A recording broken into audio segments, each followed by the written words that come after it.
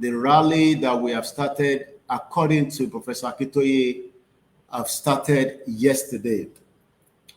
Emma mixed rally here pẹ̀lú Democracy Day. Democracy Day is different from the Yoruba Nation campaign. Atiwani Day 2. I'll also be telling you many of the information because the information portal has been open and Lana are busy. But from today, I'm on my phone update on our platform. So please share the program and also get some aware. I know a lot of you but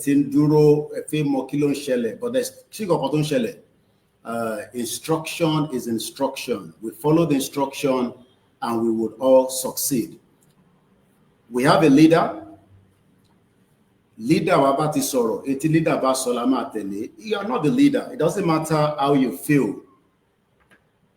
This is not about emotional.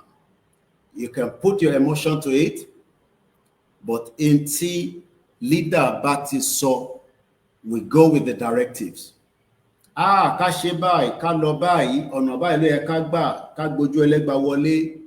Ó yẹ ká lo plane ni. Ó yẹ ká ti dàrú. Oh yes. But the leader has given an instruction.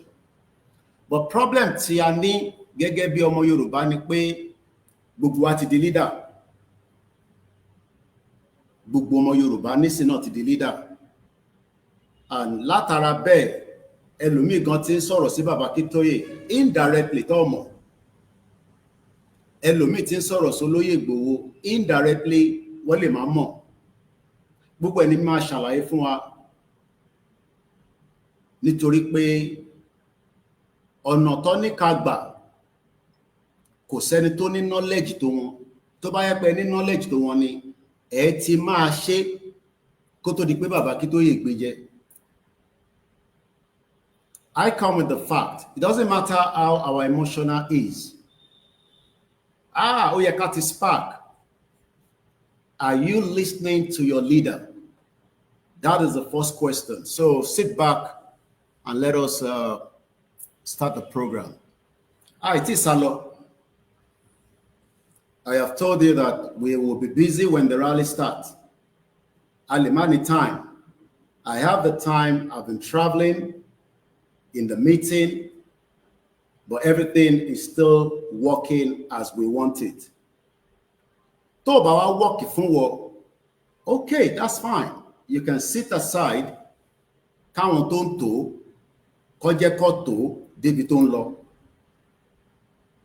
But because we are very adamant people,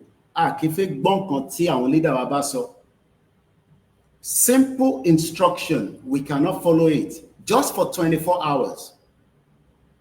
Nítorí pé a fẹ́ ṣe ìfẹ́nú tiwa, kò ń ṣe ìfẹ́nú ti bàbá Aakintoye la fẹ́ ṣe. My name is OLAYOMI KOIKI.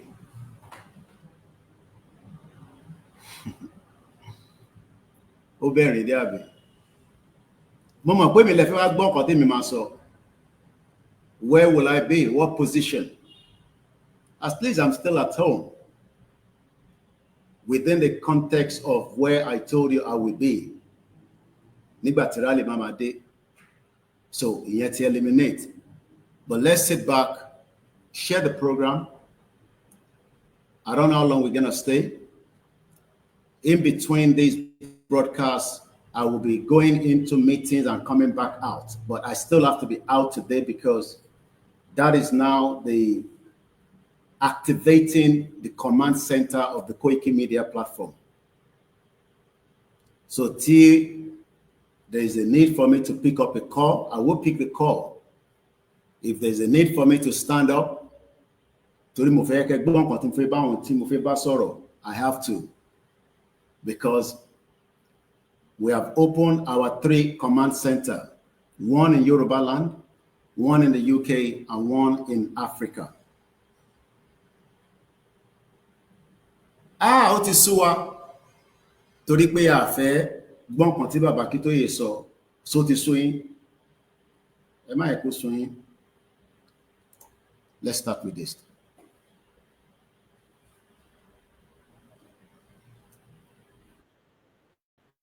Lélòpọ̀ náà sọ pé èdè wa jọ wá lójú lápárapọ̀ dá dúró Yorùbá nation will stand gbogbo Yorùbá pátá. Lélòpọ̀ náà sọ pé èdè wa jọ wá lójú lápárapọ̀ dá dúró Yorùbá nation will stand. À ń fi àsìkò yìí ṣe ìkéde fún gbogbo ọmọ Yorùbá lápapọ̀ láti gbáradì fún àwọn ìwọ́de tí ń bọ̀ lọ́nà nípa pàtàkì orílẹ̀-èdè Yorùbá nation àti wípé ìdí tí a fi gbọdọ̀ dá dúró gẹ́gẹ́ bí ìpínlẹ̀ Yorùbá. Ìwọ́de yìí náà ni a máa ṣe káàkiri gbogbo ilẹ̀ káàárọ̀ òjìire bí tí bàbá wa onímọ̀ ẹ̀rọ emeritus Professor Adébánjí Aakintoye yóò ṣe olùdarí rẹ̀. Ọdún 2025 yìí náà ni yóò bẹ̀rẹ̀, a sì máa kàn sí wa nípa oṣù àti gbogbo ohun tí a bá fẹ́ mọ̀. Olùkéde Ọláyọmí. Gbogbo ohun tẹ́ bá fẹ́ mọ̀, bàbá jáde ní on the 11th. Àwọn ọmọ Yorùbá ò tẹ̀lé hold the in tí bàbá sọ for 24 hours.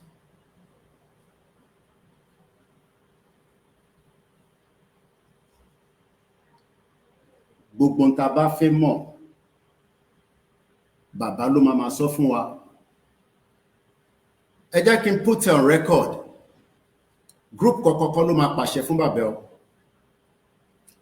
It doesn't matter whoever don't lead the group yín, ẹ̀yin kọ́ lẹ máa pàṣẹ fún bàbá Akintoye. Bàbá Akintoye ló máa pàṣẹ fún gbogbo wa. Tẹ́ bá wá ní ẹ fẹ́ kí bàbá Akintoye pàṣẹ fún yín, then you can also just wait until whenever you feel tó fi gbọ́n kan tí bàbá Akintoye bá fi pàṣẹ. Bàbá Akintoye ló máa pàṣẹ. It does not matter how you feel. It does not matter whoever the chairman, the coordinator, the president, every group's admin. Ẹ̀yin kọ́ lẹ máa pàṣẹ fún bàbá Akintoye. Ẹ̀yin kọ́ lẹ máa pàṣẹ fún alànà pé báyìí ló ṣe máa gbà, ọ̀nà báyìí ni kó gbà. Ibi tá ṣe ń sọ pé a ní leader nìyẹn. Kódà àwọn kan tẹ̀ tí ń sọ pé kí bàbá tún step aside.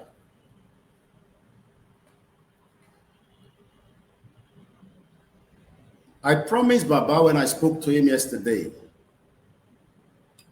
that kó lọ fọkàn wọn balẹ̀. Ẹ ti ṣiṣẹ́, àwa dẹ̀ máa make sure pé a tẹ̀lé yín débi tí ẹ ti máa nà sí àyẹn sókè. Even if it means the sacrifice, so that kẹ́yìn lè nà sí àyẹn sókè. But the fact remains is that everything is still within the context of how we want it to roll. Ẹ dúró síwájú ilé yín. A fi dúró síwájú ilé wa, a fi gádà síbí kan. And the same set of people that cannot just follow that basic, simple instructions. Tá a bá pé méjì ńkọ́, tá a bá pé mẹ́ta ńkọ́. Now you will come on this platform, ẹ wá comment. Now comment yẹn nísìnyí ta ló ń kà, níbo ló ti máa rí yẹn? Àgbáyé wo ló fi rí comment tẹ́ ń comment yẹn nísìnyí?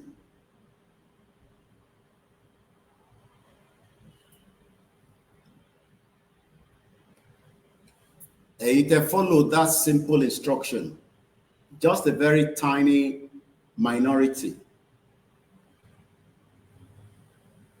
Ẹ jẹ́ ká lọ gádà sójú ẹlẹ́gba so that kí gbogbo èèyàn lè rí wa. Ta ló sọ fún wa pé èyí tí bàbá ní ká lọ ṣe yẹn wọ́n ní rí wa?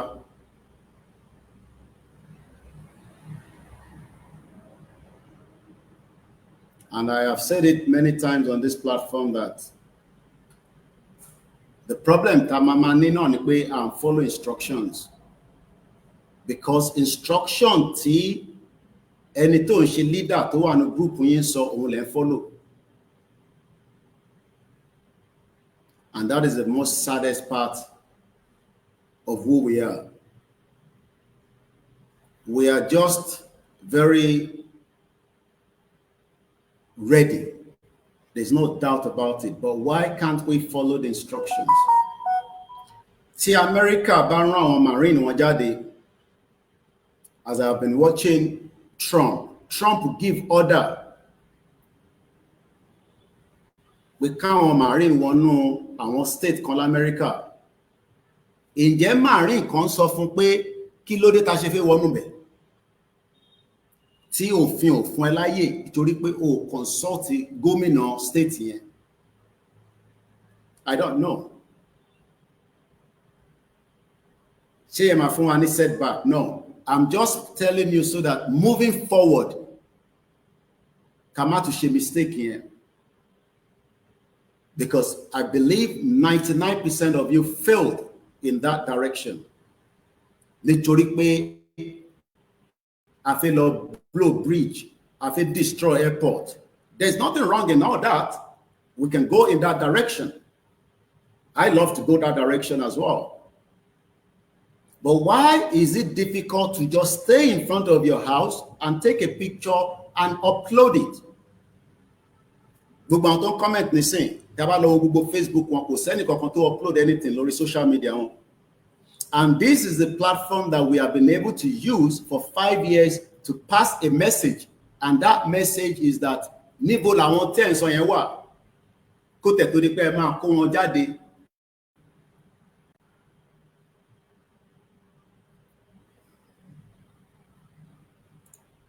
OLAYOMI KOIKI, agbẹnusọ fún olóyè Sunday Adéyẹmọ Ìgbòho.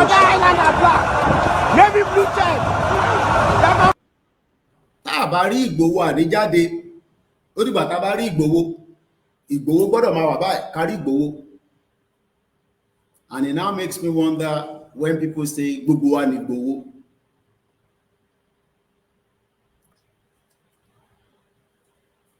Lóòótọ́ gbogbo wa ni Ìgbòho.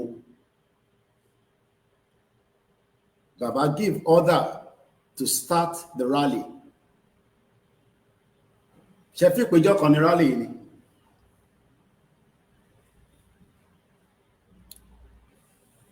I am just preparing the program, and let me just go this and then we come back.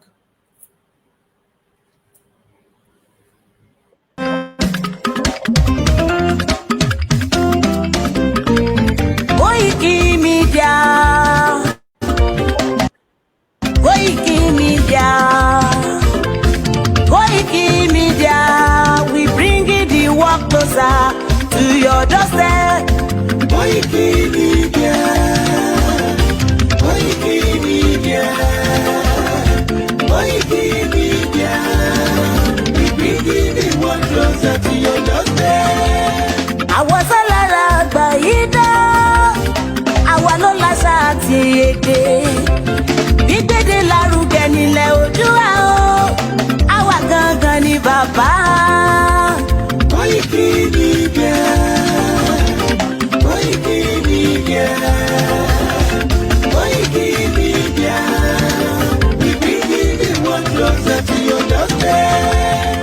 They never sabi wetin we carry for her, but they move closer before they go sabi. I said they never know wetin we carry for body, but they move closer before they go sabi.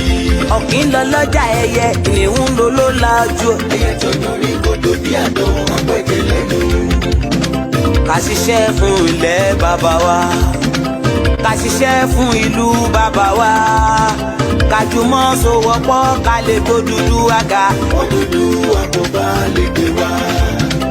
Ọmọ Odùduwà ṣègìrì, ẹ dìde fún ẹ̀tọ́ adúláwọ̀, ká lè jọ jùmọ̀ gbé délẹ̀ ìlérí, ká wálé gba ògo ilẹ̀ wa, ká ṣiṣẹ́ ká lè jọ gbàdé, ká lè gbàdé adé adúláwọ̀, àwa ni mọ̀lẹ̀ tí yóò tàn káàkiri.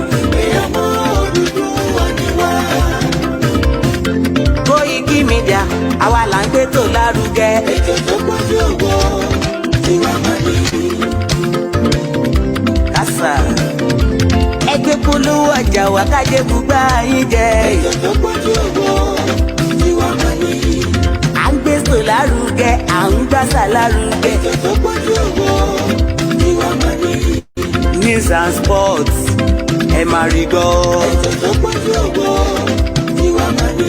ọmọ Ìjẹ̀bú alárẹ̀ mi ló ní kí n máa ké tantan. Koikimedia ọ̀rọ̀ lágbájúmọ̀ mi o. máa bá ṣẹ̀rẹ̀ lọ o. ọmọ Yorùbá nìyẹn, ọmọ Yorùbá tata o. à ń gbádùn rẹ ọmọ Ìjẹ̀bú alárẹ̀ mi, ṣẹ́yìn ló máa fi dìbò tẹ̀ mọ́lẹ̀ o. ẹ̀yin lọ́mọ onígbò máa ń dé máa dé, ẹ̀yin lọ́mọ onígbò máa wọ̀ o. Igbó máa wọ̀ tó àjòjì ò gbọ́dọ̀ wọ̀, àjòjì tó bá wọ̀ bẹ́ẹ̀ á tẹ̀lé ní ẹbọra. ẹ̀yin lọ́ máa náwó kóyìnbó tó dé, ìgbà tó yìnbó dé o, owó náà dẹ́ tún pọ̀ sí o. Koikimedia ṣàwa ní bàbá. Koikimedia àwọn ní bàbá. Koikimedia àwọn ní bàbá. Àdáńtọ́ àtúnpèrègèdè. Koikimedia àwọn ní bàbá. àwa là ń gbétò lárugẹ, jẹ́ ká jọ gbọ́ o. Koikimedia àwọn ní bàbá. àtúnjà fẹ́tọ̀ ilẹ̀ wa, fẹ́tọ̀ ilẹ̀ Yorùbá. Koikimedia àwọn ní bàbá. ọmọ Òdùwà ni wá o, tọkàntọkàn. Koikimedia àwọn ní bàbá. ikú tí ó ṣe bí lébi òsì, àdìmú bàbá iyọ̀. Koikimedia àwọn ní bàbá. We bring you up closer to your doorstep. Koikimedia àwọn ní bàbá. afẹ́fẹ́ tó ń fẹ́ òòdùn kan ní oko lára ni. Koikimedia àwọn ní bàbá. àpèrègèdè Olódùmarè ló fún wa ṣe. Koikimedia àwọn ní bàbá. gbogbo ayé ẹ gbọ́, àwa ní bàbá o. Koikimedia àwọn ní bàbá. ẹ máa bọ̀ wá, ẹ gbé polówó ọjà yín wá o. Koikimedia àwọn ní bàbá. òtútù alágbèdá ní òtítọ́ lágbèdá ní. Koikimedia àwọn ní bàbá. a kì í sọ̀dálẹ̀, a kì í sọdí kẹta. Koikimedia àwọn ní bàbá. àdúró tán a tún pèrègèdè. Koikimedia àwọn ní bàbá. Koikimedia we bring you up close.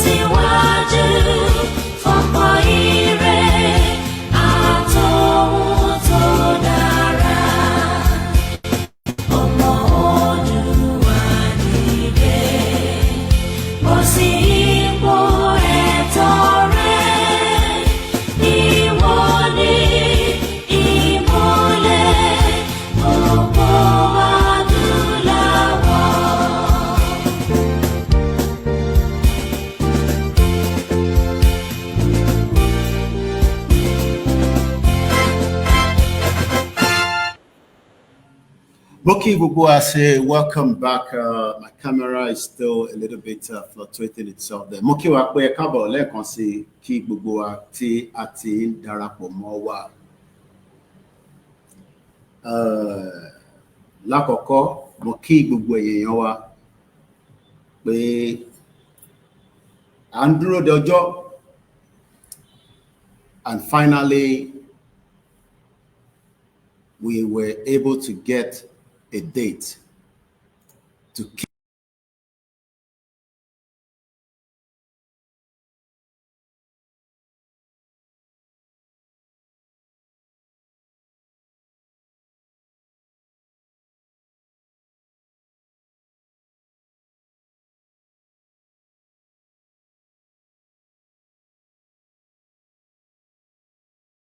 wa pátá ó ti ṣí lára Nàìjíríà.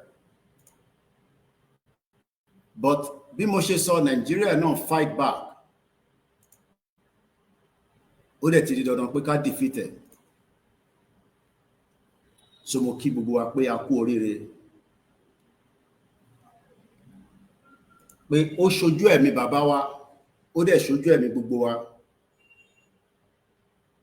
Pé rally yìí ó bẹ̀rẹ̀. Ó dé stage kan, àwọn kan wà very skeptical. Pé rally yẹn ò ní wáyé. Kódà I'm sure pé àwọn kan ti gba betting lé lórí pé rally yẹn ò ní bẹ̀rẹ̀. But the leader of the movement has proven that the rally will go ahead.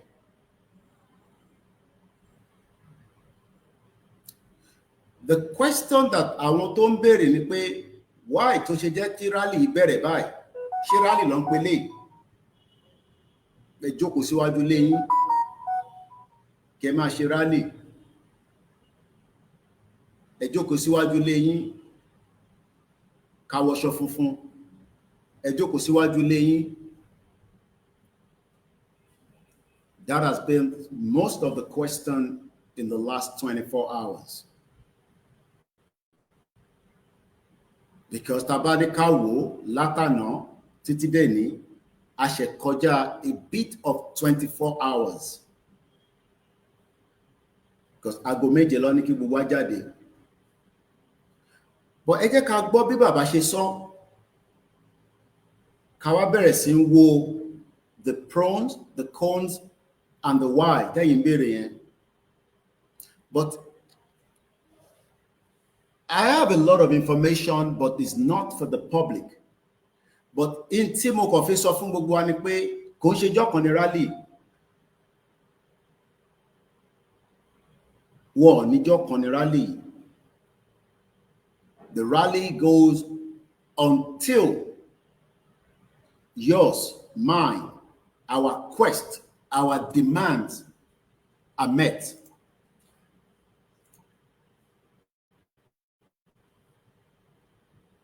And there will also be further information láti fi assist gbogbo ọmọ Yorùbá, the 60 million Yoruba people, and those that disagree, that wants to leave. But kí ni nǹkan tá a fẹ́ gangan? Kò ń ṣe pé ká lọ máa sọ pé olóyè Ìgbòho ṣá. That is not what we want. What we want is our right to self-determination. Pé a fẹ́ dá dúró gẹ́gẹ́ bí a ṣe rí, bí a ti ṣe gbọ́ pé àwọn ìlú kan náà wà tó dá dúró gẹ́gẹ́ bí ẹlẹ́yà kan náà, elédè kan náà. That is the first key. All others that we will have to eat. Àkọ́kọ́ gbọ́dọ̀ mọ̀, what is the purpose tá ṣe fẹ́ jáde? Ṣé purpose yẹn wà justifiable tá bá jáde? Ǹjẹ́ tá bá jáde, ǹjẹ́ purpose tá fẹ́ fi jáde yẹn, ǹjẹ́ ó wà pé lóòótọ́ lódodo a ní gbogbo ẹ̀tọ́ fún nǹkan tá à ń béèrè fún? Kí nìkan tí à ń béèrè fún gangan? Àwa ẹ̀yà kan, èdè kan, àṣà kan, àwa ni a fẹ́ dá dúró. That is the first key. Tá bá dá dúró, la lè defend the border wa. Tá bá dá dúró, la lè create a governance tó máa ṣiṣẹ́ fún wa. But tá bá dá dúró, a lè ṣe. Àwọn tó ń béèrè pé kán lọ restructure kò ń ṣe tí bàbá Akíntóyè gbé dání nìyẹn. Torí pé tó bá restructure, ẹ ṣì máa wà ní Nàìjíríà. This is what we have done for 5 years. I can summarize it. What we have done in the last 5 years is just to educate àwọn èèyàn wa on ìdí tá ṣe fẹ́ jáde. But àwọn èèyàn tó wọ́n question pattern tá fẹ́ fi jáde. Ǹjẹ́ nígbà tí wọ́n ń tò ètò pé títí dé UNPO, títí dé àwọn ibi tí a mọ̀ àti tá a mọ̀, at least bá àtẹ̀mọ̀ kankan a mọ̀ pé wọ́n gbé lẹ́tà lọ sí UK. Ǹjẹ́ wà níbẹ̀ nígbà tó ń tò? Ǹjẹ́ àwa la sọ fún bàbá Akintoye pé kọ lẹ́tà sí UK, kọ lẹ́tà lọ sí United Nations, kọ lẹ́tà ká gbé Buhari àti gbogbo ìjọba lọ sí ICC tó ń pè ní International Criminal Court? Ta ló sọ fún bàbá Akintoye?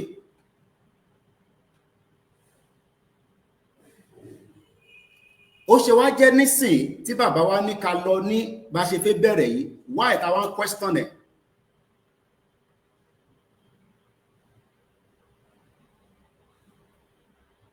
Why ta ń question ẹ̀ is what I'm just asking. Ṣé nísìn àti wá mọ̀ ju bàbá Akintoye lọ àti olóyè Ìgbòho àti gbogbo àwọn kọmitì? Kódà mo rẹ́ni tó sọ fún mi pé àti YSDM àti kò YSDM gbogbo wọn làwọn máa fọ́ lójú. Mo ní ẹ má yẹ ká ṣe bẹ́ẹ̀. Tẹ́ bá ti fọ́ YSDM lójú, ẹ ti fọ́ bàbá Akintoye lójú náà nìyẹn. I don't think some of you understand that. I keep saying it all the time. For every time you attack the only platform tí Ọlọ́run sì fún wa lénìí pé ká fi máa rìnrìn àjò yìí, òun ni YSDM. Tá bá dẹ̀ ti fọ́ lójú, ẹ ti fọ́ bàbá Akintoye lójú nìyẹn. That means pé bàbá yẹn kó kúkú lọ. That means pé à ń gbàdúrà ikú fún bàbá yẹn nìyẹn.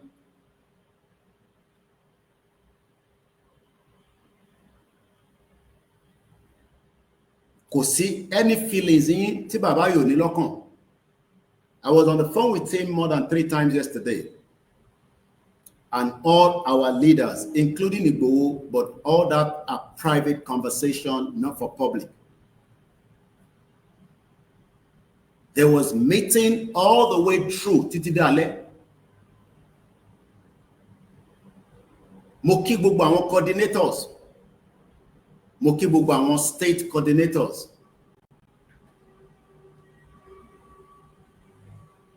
But ẹ jẹ́ ká gbọ́n tí bàbá kọ́kọ́ sọ nígbà tí bàbá jáde. Ó ti di 48 hours.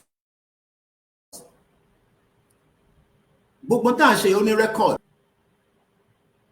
One question pé ṣé bàbá ṣì ní right láti continue ìrìn àjò yìí pẹ̀lú wa or kó step aside? I have seen a message.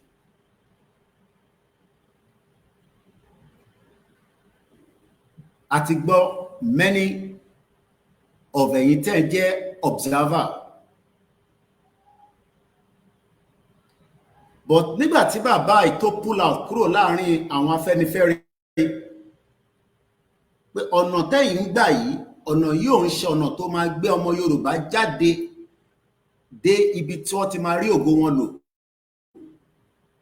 Ṣé mọ̀ pé àwọn Afẹ́nifẹ́re ò fún bàbá ní backing?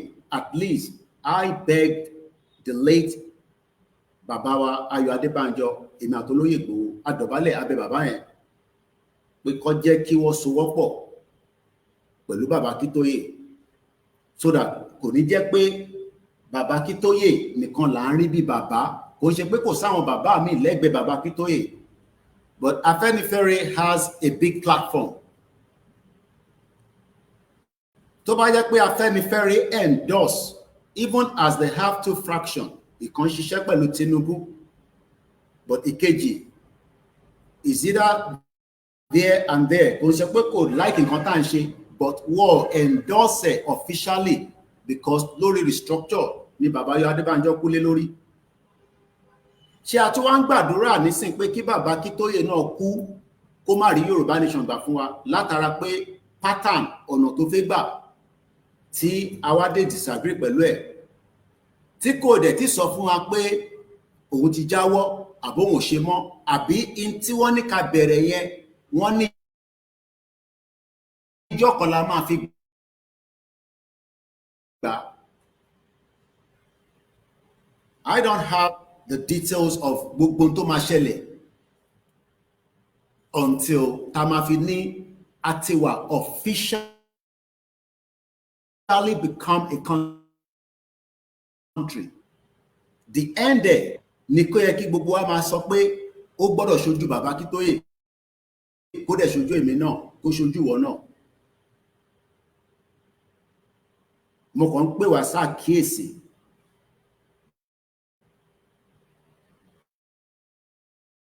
Kò sí anybody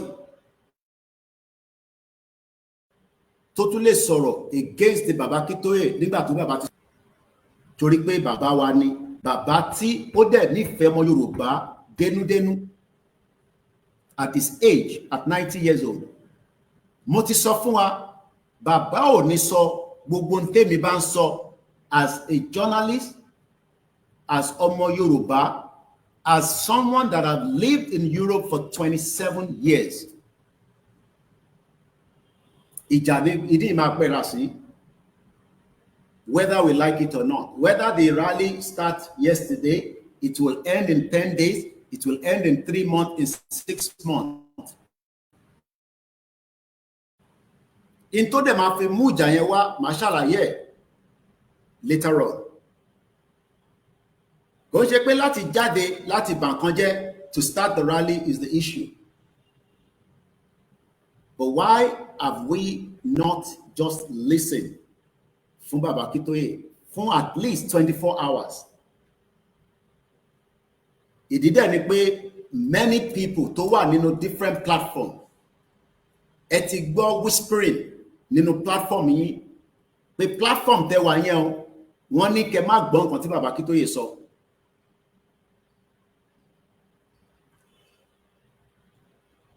Mo jáde ní May, mo sọ fún yín pé wọ́n ti ṣiṣẹ́ débi pé bàbá ò gbọ́dọ̀ tẹ̀ wá jáde rárá kó má tẹ̀ tí sàn kankan.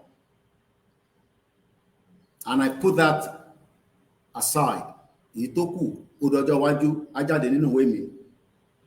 Every one of them were detailing their details. Gbogbo àwọn tẹ́yìn fojú wò lénìí tó bá dọjọ́ iwájú, I will reveal every single one of them. Gbogbo àwọn tó jẹ́ kí ìrìn àjò yìí débi tó dé báyìí. But one thing I have assured us is that I will be your last man standing.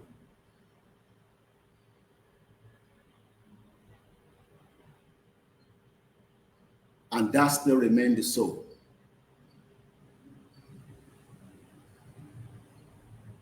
The further guidance to this movement is still ongoing. Torí movement yóò ti tán.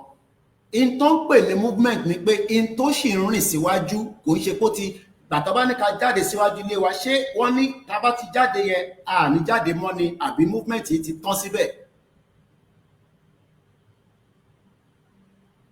So why then are we nagging and we are complaining? Obey ìyẹn ni àwọn military Nigeria máa kọ́kọ́ ṣe tá bá jáde.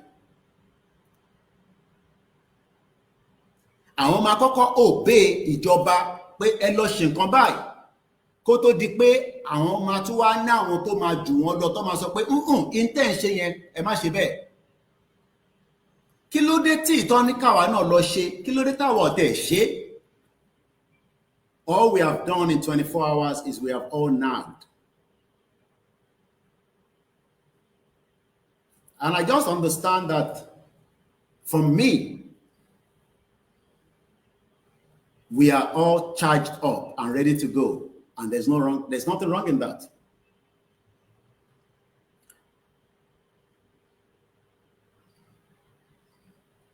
A lot of our leaders, àtàwọn tẹ́ mọ̀,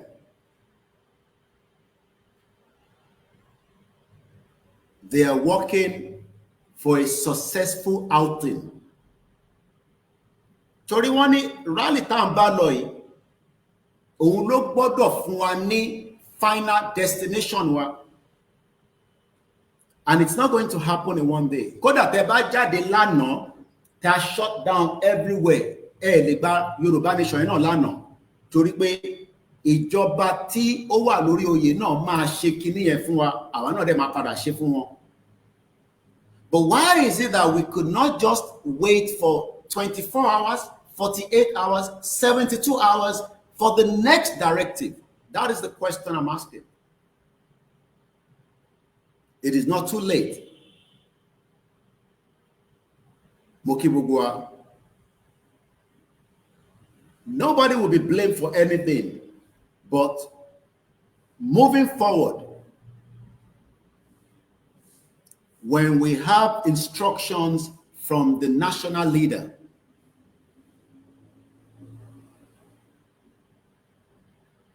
I don't think we need to start deliberating around it. Kí lẹ̀yin mọ̀ tí national leader yìí mọ̀ nípa nǹkan tó ní ká ṣe lánàá tèmi ò tẹ́ mọ̀, because bàbá ọba mi sọ kọ́kọ́ tí gbogbo wa mọ̀. Bí àwọn ní kankan tó fẹ́ lò fún, bí àwọn ní kankan tó fẹ́ ṣe, pé ká kọ̀ jáde ká, I mean, why are you scared? Tọ́lọ́pàá bá wá mú mi. And you know, I know that gbogbo yẹn is bullshit, because I have told you from the many years. I talked about something, money defiance. Okay, tó bá jáde níwájú ilé ẹ, let's, for example, ọlọ́pàá wá mú ẹ. So, what does that indicate? Ṣé a máa wá fi ẹ́ sílẹ̀ pé ọlọ́pàá máa mú lọ o, a dẹ̀ ń ṣe Yorùbá nation?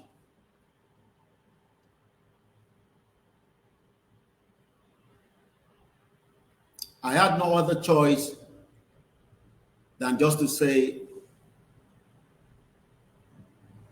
the old man is not upset because the old man knows the game. Bàbá ìfẹ́ gbé wa débi tá ti máa ní àti ní country wa, and that is where he stands. He hasn't changed from that position, including Igboho and the rest of the team.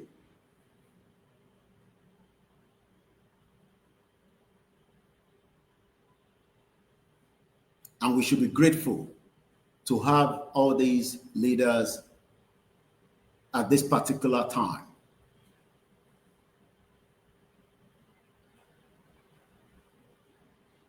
Kó má jẹ́ pé àwa ni a tún máa wá fọwọ́ ara wa bà ìtókù jẹ́.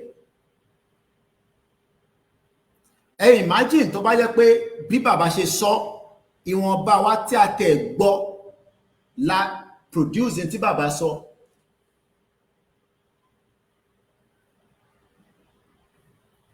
Ẹ wò wọ́nba just the little of those that did it. Very, very tiny minority in the percentage, kò tó 1% out of the 60 million. Kò tó 1% àwọn tó deliver in tí bàbá sọ yẹn. Because tó bá yẹ pé ó ju 1% lọ, the whole media will be bombarded across the world with the images that we wanted to produce, but we could not produce that images because it was a failure. On not Baba Akintoye, on every one of us that refused to listen to just that simple instruction. Àtúlá àwọn tó wà ní diaspora tó ń condemn ẹ̀. Ṣé bá ṣe ń ṣe rally lélẹ̀, ṣe rally lélẹ̀, ṣe rally lélẹ̀ tá ń ṣe. And all manners of different things were said against this man. I don't want to believe that Baba Akintoye ò gbọ́ gbogbo àwọn voice note tẹ́ ń fi ránṣẹ́. I believe one or two would drop to his ears. And at 90, I can imagine how his BP will be going back and forth. But mo deliver message in. I spoke to him at about 1600 hours yesterday. And I made it known to him that gbogbo ọmọ Yorùbá wà happy pẹ̀lú tí bàbá ṣe pé kọ́ ní ká jáde níwájú ilé wa. Ìbí nǹkan tẹ́ fẹ́ nìyẹn. Èmi ti bá ń deliver message fún bàbá lánàá. So that just in case tí bàbá ò bá tẹ̀ gbọ́, gbogbo yín pátá, because I am not included, gbogbo yín tẹ́ wà concerned nípa rally yẹn, I made it known to Baba yesterday when I spoke to him for more than 30 minutes at about 1600 hours. Mo sọ fún Baba pé látẹ̀kọ́ dé Kwara o, kò sẹ́ni tó wà satisfied pẹ̀lú bí ẹ ṣe ní ká ṣe rally. And I believe is a father that has a listening ears. And he will be coming to speak to us moving forward. But I am disappointed that we could not even give him what he wanted for 24 hours. I am personally disappointed. I gotta be honest. Inú mi ò dùn rárá. Àwọn nǹkan mi tí mo gbọ́, Ọlọ́run ní jẹ́ kí èmi dé stage tí mo dé nínú ìrìn àjò yìí kí wọ́n bínú padà lọ sí London, or kí n sọ pé mo yọsẹ̀, kò ń ṣe pé mo dá májẹ̀mú kankan síbi kankan, kò ń ṣe pé mo ní èmi àti èèyàn kan àjọ ń ṣàwó kan pé àwa múlẹ̀ lórí ọ̀rọ̀ Yorùbá nation, no. But I just saw it that we could not give this man 24 hours for whatever the reason tí bàbá ìṣe ní ká jáde ní bá ṣe jáde yẹn. But there's nothing wrong. Gbogbo message yẹn pátá, gbogbo ẹ̀yin tẹ́ wà concern ẹ̀ ń gbọ́ lórí platform mi, mo deliver fún bàbá lánàá pé bàbá, gbogbo àwọn ọmọ wa pátá tí mo bá sọ̀rọ̀ láti kí n má sọ àsọdùn láti bí aago 6 lánàá títí di tí mo fi lọ sùn, kò sẹ́ni tó wà happy. But I made it known to Baba, the leader of the Yoruba nation struggle. And Baba quite understand, but he did not say anything more than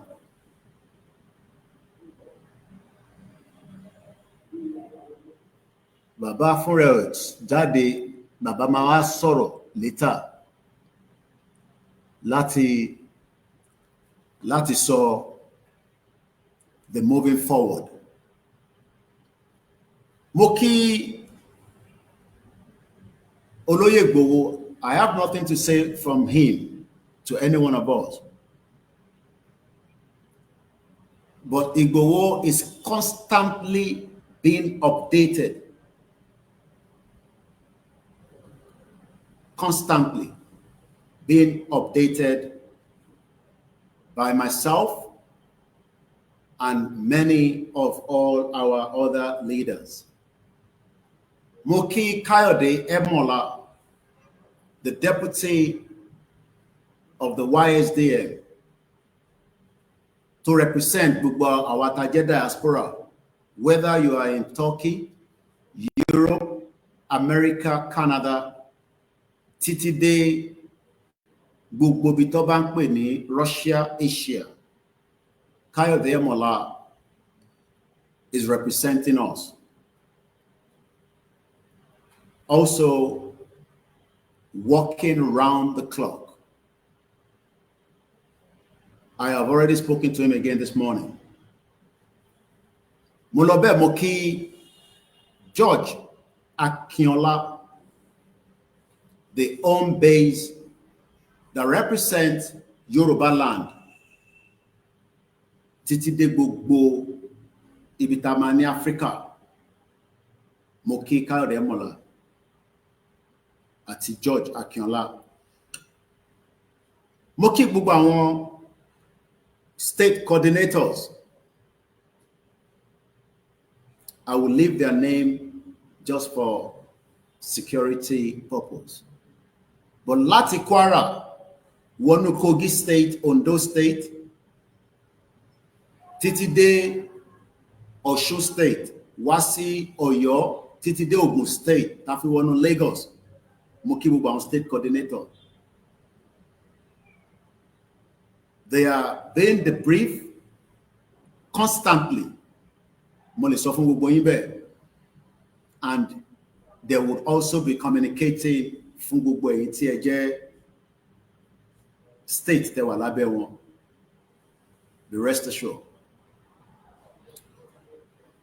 Mo tún padà sọ́dọ̀ bàbá wa Ìgbòho lẹ́ẹ̀kan sí.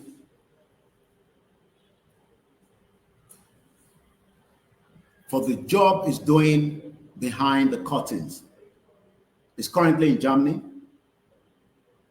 But like I said, it does not matter wherever he is. Because some of you are waiting pé tá a bá rí Ìgbòho ní jáde fún rally. Even tó bá ní ká jáde ní in our large scale. And that should not be the case.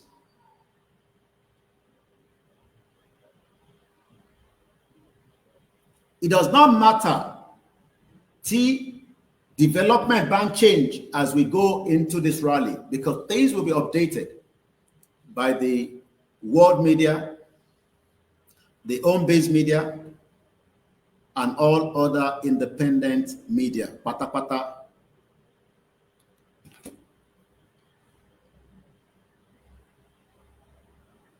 Ọ̀pọ̀lọpọ̀ development mama wáyé.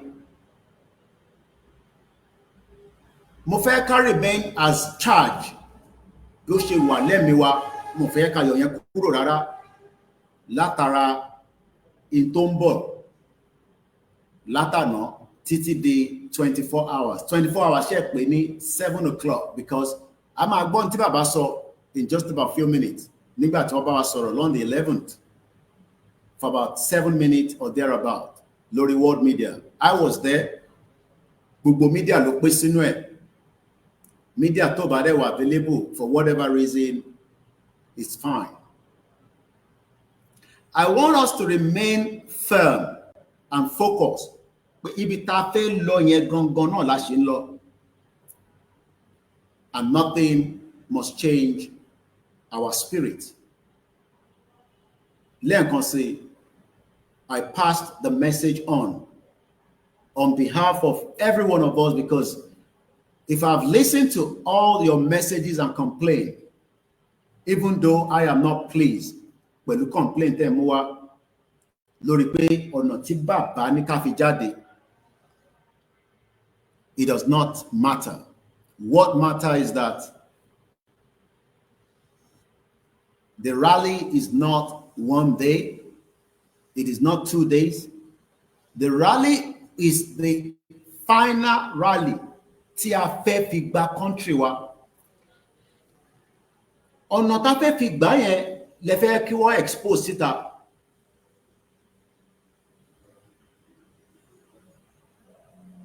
And I don't think we should do that.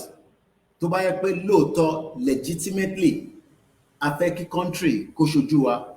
Ṣó wá dá kí bàbá sọ gbogbo ọ̀nà tá máa gbà títí débi tí wọ́n máa fi na ìtàn pè ní àsíálẹ̀ Yorùbá sí gbogbo state wa tó bá ní ká nà sókè. Níjọ́ tá bá ti nà sókè, that is the end and the final game. But we should remain charged and we should remain firm. There is no cause for alarm. I can assure us that. I am fully behind, and one of the reasons we should travel was to Sale, so that kí n lè farabalẹ̀ gbọ́ rí àti gbogbo tó bá yẹ ká ṣe. That's the reason why I came down. In tí mo ń ṣe nísìn mo lè ṣe ní London. I have fantastic team. I have strong management that can go and attend meeting on my behalf. Mo kí gbogbo àwọn coordinators lẹ́ẹ̀kan sí. Mo kí yín, mo yìn yín lọ́gọ́nù. I know what it means fẹ́yìn náà nígbà tí directive ti wá ẹ̀yin ló yẹ kẹ́ sọ fáwọn tó wà lábẹ́ yín pé directive tó wá yìí o ó sì ń tẹ̀síwájú ni ẹ jẹ́ ká kọ́kọ́ follow eléyìí but mo understand.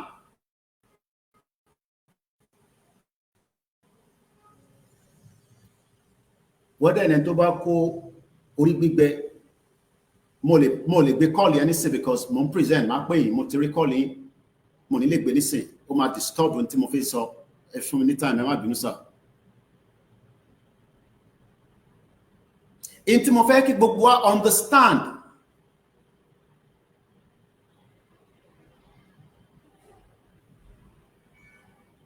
this man called Baba Aakintoye as of today is still the most honest elders ta ní gbogbo àwọn tó kù ta ní nílẹ̀ Yorùbá lénìí kò sẹ́ni tó wà honest and they are not ready to sacrifice for you and me. Wọ́n ready láti sacrifice fẹ́mi àtẹ̀yìn. Bàbá yìí nìkan ló ready láti sacrifice fún gbogbo wa. And like I said, even we were in just a couple of meetings, but the privilege after speaking with him for 30 minutes, Baba understand why everybody is not pleased with it. But like I said, he has his own reasons. Am I a question reason here? Because like I said, since that she accept that the gbà pé bàbá ẹ̀ nìkan ni bàbá tí a lè fojú jọ,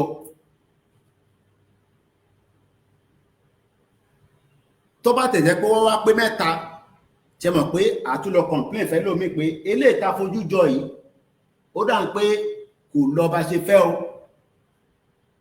Because this rally means so much to Baba Aakintoye. But I'm not going to go into all the details. I was with him last week, personally. Èmi àti Baba ríra ní last week, and I'll leave it like that. And I know his feelings. Mo mọ feelings each of our leaders, títí dé ọ̀dọ̀ Olóyè Ìgbòho, àti gbogbo àwọn leaders wa tó kù. I know where and how they feel.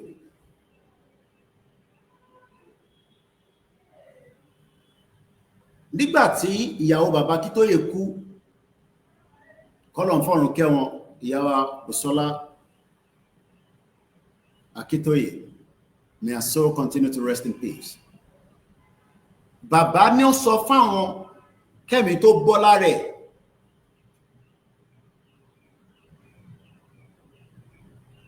But the only thing that she will be pleased ó ní pé kí bàbá kó wa délẹ̀ lérí. Àmọ́ dẹ̀ mọ̀ pé gbogbo àwa 60 million Yoruba people tí bàbá bá ní ìzọ̀bẹ́zọ̀bẹ́ a máa tú síta pẹ̀lú àṣẹ bàbá wa Ìgbòho Òòṣà àtàwọn leaders wa. So I want us to calm but still be charged. Ẹ má ẹ ká lose concentration níbi tá dé. Gbogbo òwe yẹn náà la gbọ́ tá bá rìn papọ̀ téjò bá ń lọ tí gbogbo ẹ tó rọ́ kò sẹ́ni tó lè dá wa dúró. Mo gbéyàn dìde kò síbi tí wọ́n drive délé kò lánàá. Agbéyàn dìde kó lọ káàkiri ó fún mi ní report. The same thing with all the states.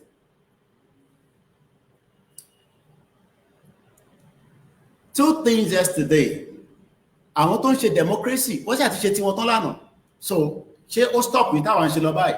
No. Àwọn protest fún pé kíjọba Tinubu ṣiṣẹ́ àbí kíjọba ẹ̀ kó má ṣiṣẹ́. Two ways ni. Ìtawà ń jáde fún kọ́ nìyẹn. Ọ̀rọ̀ àwa àti Nàìjíríà ó ti ní question mark rally dẹ̀ gbọ́dọ̀ gbé jáde tá máa fi mú pé a gba country wa. Ọ̀nà tá fẹ́ fi gbà yẹn ni gbogbo yín fẹ́ béèrè, but ẹ jẹ́ kí yẹn wà láàrin olóyè Ìgbòho àti bàbá Akíntóyè àti YSDM. Ẹ má tako YSDM. I keep saying it.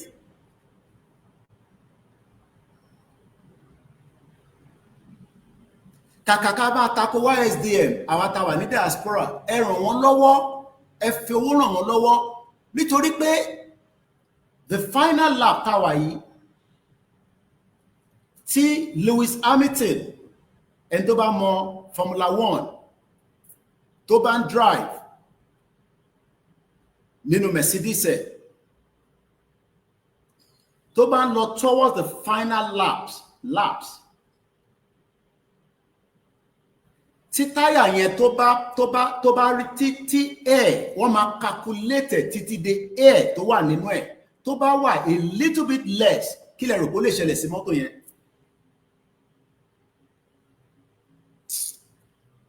Ẹ má bínú.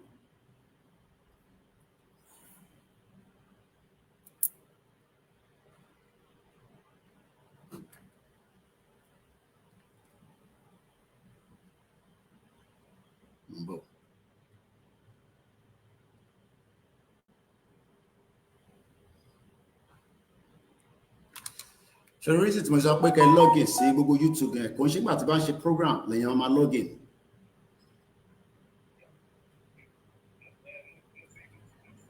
Yeah, but somebody is your own request missing, so it's messing the program.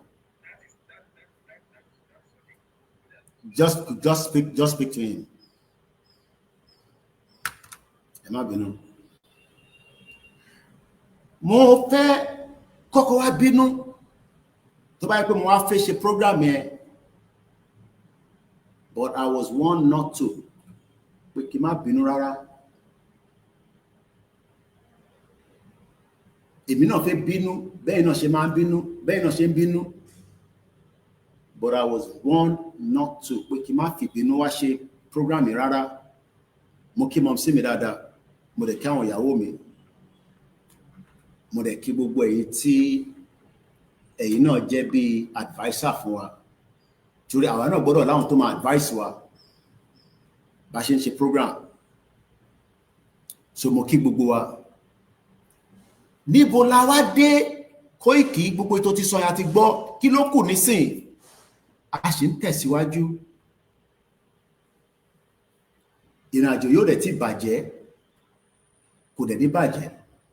Mo ní Tinubu ò lè dá dúró, mo fi gbogbo ẹnu sọ, wàláìtàláì súnmọ́bílá ìlàzíláhùwà láṣẹ àwọn tó nílẹ̀ Yorùbá kò lè dá dúró. Gbogbo àwọn gómìnà yóò lè dá dúró. Ó ti kọjá stage yẹn níbi tá dé lálẹ́, níbi tá dé lọ́sàn-án, because tá bá wo èní, mo ní kò sẹ́ni tó mọ̀ ọ̀la, kọ́lọ̀ nìkan ló ní ọ̀la. Torí mo fẹ́ fún Bàbá Lẹ́kìtì tán pè mí kò fẹ́ mọ̀ tó fẹ́ sọ. I'm just going to give it a bit of time, but mo ní láti deliver a message quickly kí tó jẹ́ kíkọ́ yẹn wọlé. Tá bá mọ̀ ọ̀la, wàhálà tá ń ṣe ìṣe la kò máa fold hands wa pé ọ̀la la máa gba Yorùbá country yẹn. Kò ń ṣe pé ó difficult mọ́ fún wa níbi tá dé yìí. Gbogbo wa ti agree àti accept pé a fẹ́ kúrò ní Nigeria. So that is it. And we are not committing any crime. A commit crime, a commit offense kankan. So mo kí wa, mo dúpẹ́ pé freedom tá ń fẹ́ yìí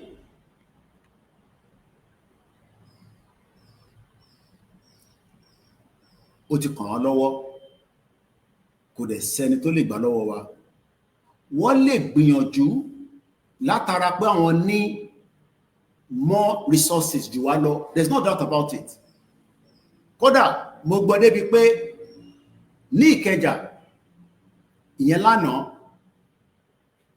ìta àwọn tí Tinubu tó gbé jáde nípa democracy tó fún wọn lówó, ẹwọ́n tí tó ń polo ń ṣe lọ́wọ́lọ́wọ́ lọ́hùn lókè àyà lọ́hùn. These are the reason why tí a máa push until we break this country. Ẹ lọ wo tí Tòǹpólò dá lára ní Port Harcourt lánàá. Àwọn tó bá mọ̀ tán pè ní Tòǹpólò.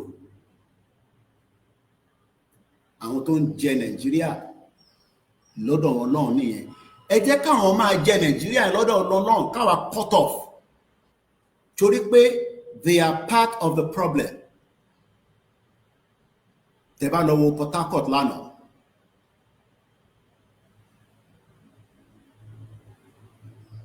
So gbogbo wa ta bínú lánàá, yes, a ní right láti bínú, but àbákọ̀ ṣe sùúrù yẹn díẹ̀ sí. So that kó má jẹ́ pé ìbínú yẹn orí bàbá wa la fẹ́ dá lé lórí. Because I see it as pé fẹ́ dá lórí Ìgbòho, Bàbá Akíntóyè àti gbogbo àwọn leaders wa. That's the way I say it yesterday. Tàbálẹ̀ ti dá lé wọn lórí. Then ṣé nígbà tá a bá ti dá gbogbo ẹ̀ lé Ìgbòho lórí àti Bàbá Akíntóyè àti Ẹ̀mọ́lá àti àwọn ìyá wa àti Akínọlá, tá a bá dá lé wọn lórí, then ṣé àwa nìkan la máa wá lọ ṣe?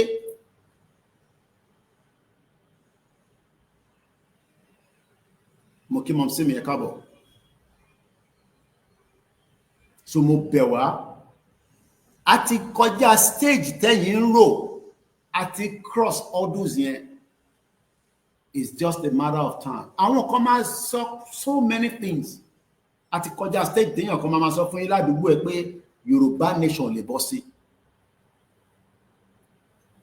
Mo dẹ̀ sọ fún yín kò ń ṣe tẹnu. Tí bá jókòó síbi tí mo jókòó sí, wọ́n mọ̀ pé àánú Ọlọ́run ni gbogbo wa ń jẹ lára Ìgbòho. Kò ń ṣàwà. Mélòó lára tèmi? Mélòó lára tèmi? Àánú Ọlọ́run, àánú ọlá bàbá wa Olóyè Ọmọ Adéyẹmọ Ìgbòho ní gbogbo wa ń jẹ lọ́wọ́lọ́wọ́. Káfàtà. Kò ṣe ròyìn tán ni. Ẹ gbọ́dọ̀ má kàwé mi lọ́jọ́ iwájú. Kọ́lọ́run fún gbogbo alẹ́ mi gúngùn. Ìgbòho ò ṣe ròyìn tán. Wọ́n fẹ́ kí ó wà lọ́dọ̀ wọn kó má sí lọ́dọ̀ tiwa. If they have every means. Títí di àná, mo ní irú àwa kọ́ la máa gbà bọ̀dẹ̀ fún Ìgbòho. Má kàn fún yín ní pẹ̀lú òwe mo ní sọ́délẹ̀. Èèyàn kan reach out sí mi lánàá.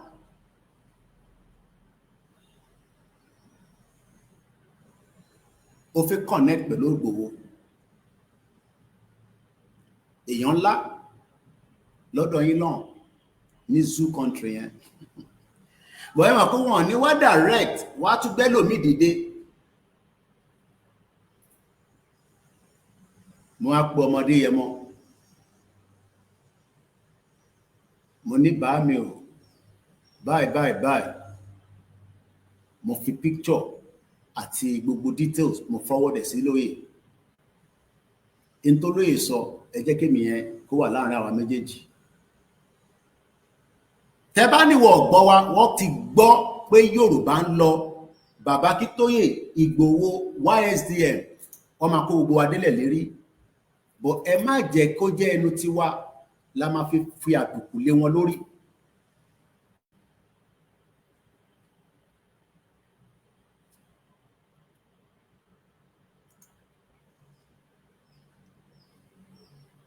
Bàbá wa kan ní àwọn ọmọ Tòǹpólò, àwọn tí ó ń ṣiṣẹ́ Tinubu lọ́wọ́lọ́wọ́ nìyẹn.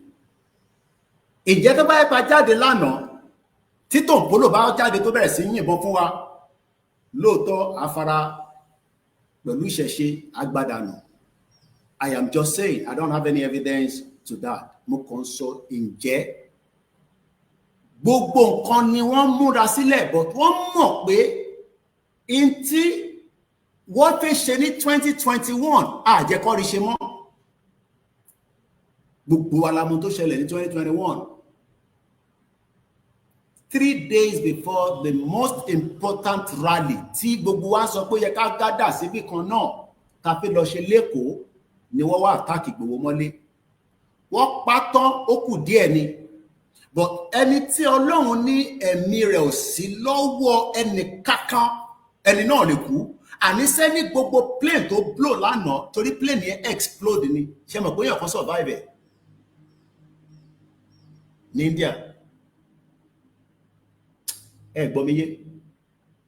Mo ní the explosion tó ṣẹlẹ̀ ní India lánàá tí 240 people wà lórí aircraft yẹn, 50 ló kú nísàlẹ̀. Ṣé rí àti débi tá à ń lọ tán, ẹ má bẹ̀rù. Olóyè máa ń sàn kankan, ó ní Ọlọ́run ló ní ẹ̀mí gbogbo wa torí tàbá náà ń bẹ̀rù níbi tílẹ̀ ṣúdé yìí, àìtí ìmọ̀ta fẹ́ mọ́ nìyẹn. Ọ̀tọ̀ lẹni tó fẹ́ wọ plane tó fi 10 minutes miss flight yẹn, mo ṣẹ̀ tún gbọ́ yẹn láàárọ̀ yìí ni, kò bá plane yẹn lọ. Gbogbo tí mo post lórí social media lánàá tí mo update yín, mo máa ń fẹ́ àwọn nǹkan míì mo fi ń ṣe àpèjúwe pé ìrìn àjò tá a wà yìí, ìrìn àjò tẹ́yìn ìyá wa ṣe máa ń sọ, ìrìn àjò ní àwọn onílẹ̀ ló ní, kò ṣàwa. Ọlọ́run ló ní ìrìn àjò, kò ṣe Tinubu kọ́ ló ní, federal government kọ́ ló ní, ilẹ̀ wa ní. Mo ní èèyàn kan mísì kò tí kúrò ní airport, ó ṣẹ̀ fi padà jáde, ó ń jáde nínú airport báyìí lọ sọ pé plane tó jẹ́ kó wọ yẹn ó mà ti explode. Wọ́n wá ń bí reporter yẹn lórí phone, wọ́n wá ń bí pé kí ni reason tó ṣe miss flight yẹn. Ó ní traffic mọ́ òun lọ́nà. Ìdí tí a máa fẹ́ fi gba Yorùbá nation tí traffic máa mú wa lọ́nà tá à ní fi rí gbà kọ́lọ́ má jẹ́ ká rí. Níbi tí gbogbo wa ṣiṣẹ́ dé, ta náwó ta nọ́ra sí. Ṣé orúkọ tó ń pè wá ni? Wọ́n wò mí báyìí. Ṣé orúkọ tó ń pè bàbá Aakintoye? Mo ní lánàá, ibi tẹ́lọ̀ bá darí mi sí nínú comment section tó comment máa rí. Ẹ jẹ́ tún parọ́ kan fún yín lánàá, wọ́n lè máa wò mí báyìí. Mo rẹ̀ fẹ́ sọ kakọ̀ fi clear air ni. Nígbà tí mo post pé bàbá Aakintoye ní a máa ṣe rally pẹ̀lú Punch newspaper pé I will take 60 million people out of Nigeria. Alàgbà kan ó dẹ̀ comment, ó ní àgbà yahoo ni bàbá Aakintoye.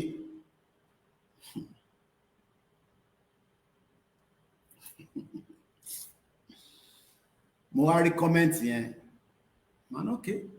Since tó ti ní àgbà yahoo ni bàbá tiwa, ìwọ náà 419 ìwọ náà, because ẹni tó bá jẹ́ àgbà yahoo ó gbọ́dọ̀ mọ 419. Kò pé 7 hours. Àwọn tó mọ̀ pè mí, wọ́n ti bá bẹ̀bẹ̀.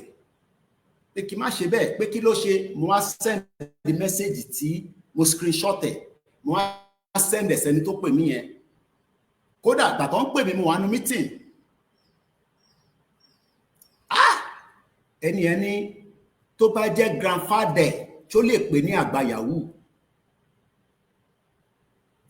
Mo kàn sọ eléyìí ká lè bá mọ̀ pé ìrìn àjò tá gbé dání àti cross all those and we have left Nigeria.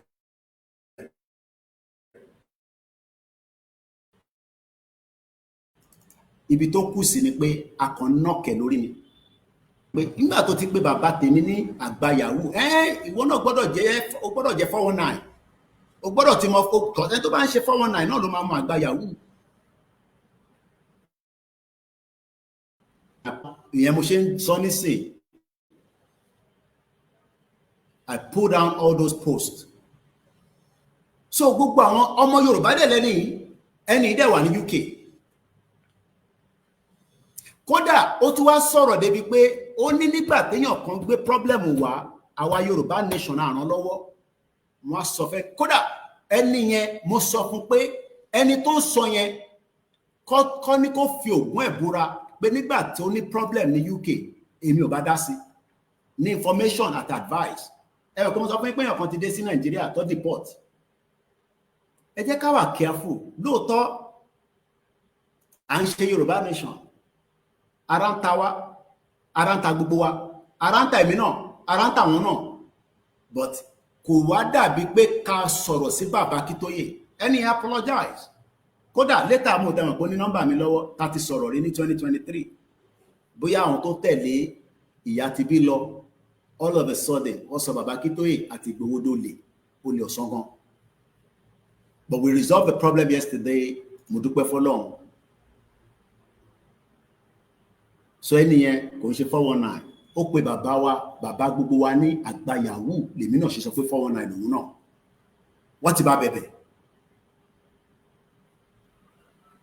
So let us remain firm. And the trust pé Yorùbá ti lọ, ẹ jẹ́ kó wà nígbà àyà wa. Kò sí kan tẹ́nibọ́dì lè sọ mọ́ ká máa gbọ́ pé a kì fẹ́ Nàìjíríà. Bó bá wù wọ́n ní mo rí ní interview kan tó máa ṣe nírọ̀lẹ́ yìí lórí post kan pé the average governor ó ná 25 billion naira láti fi ṣe governor. Ẹ gbọ́ mi dáadáa. 25 billion naira ni gómìnà kan ná.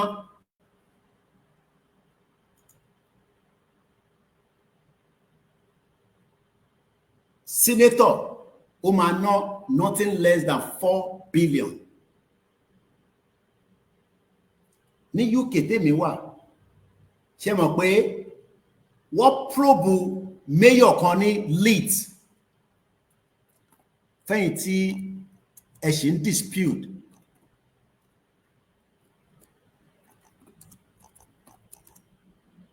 Pé Yorùbá nation òun kọ́ lọ́nà àbáyọ.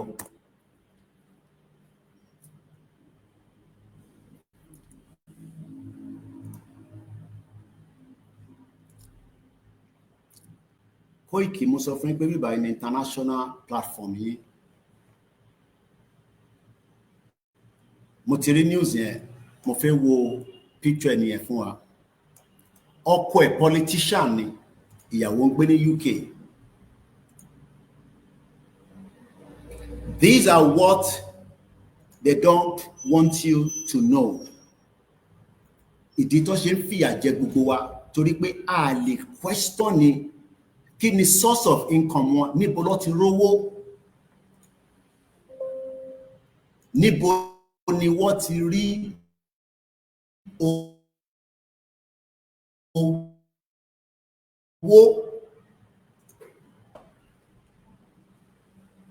But nígbà tí gbogbo wa bá ti dúró gẹ́gẹ́ bí instruction tó ní ká ṣe, a máa defeat gbogbo wọn. Mo fẹ́ ká wo ara picture tí máa mú wá ẹ̀yin tẹ́ wá bẹ̀rẹ̀ nílé rí. I might probably just bring it like this, kẹ́kọ̀ọ́ lè rí. Torí àwọn tó ń wà lórí stream.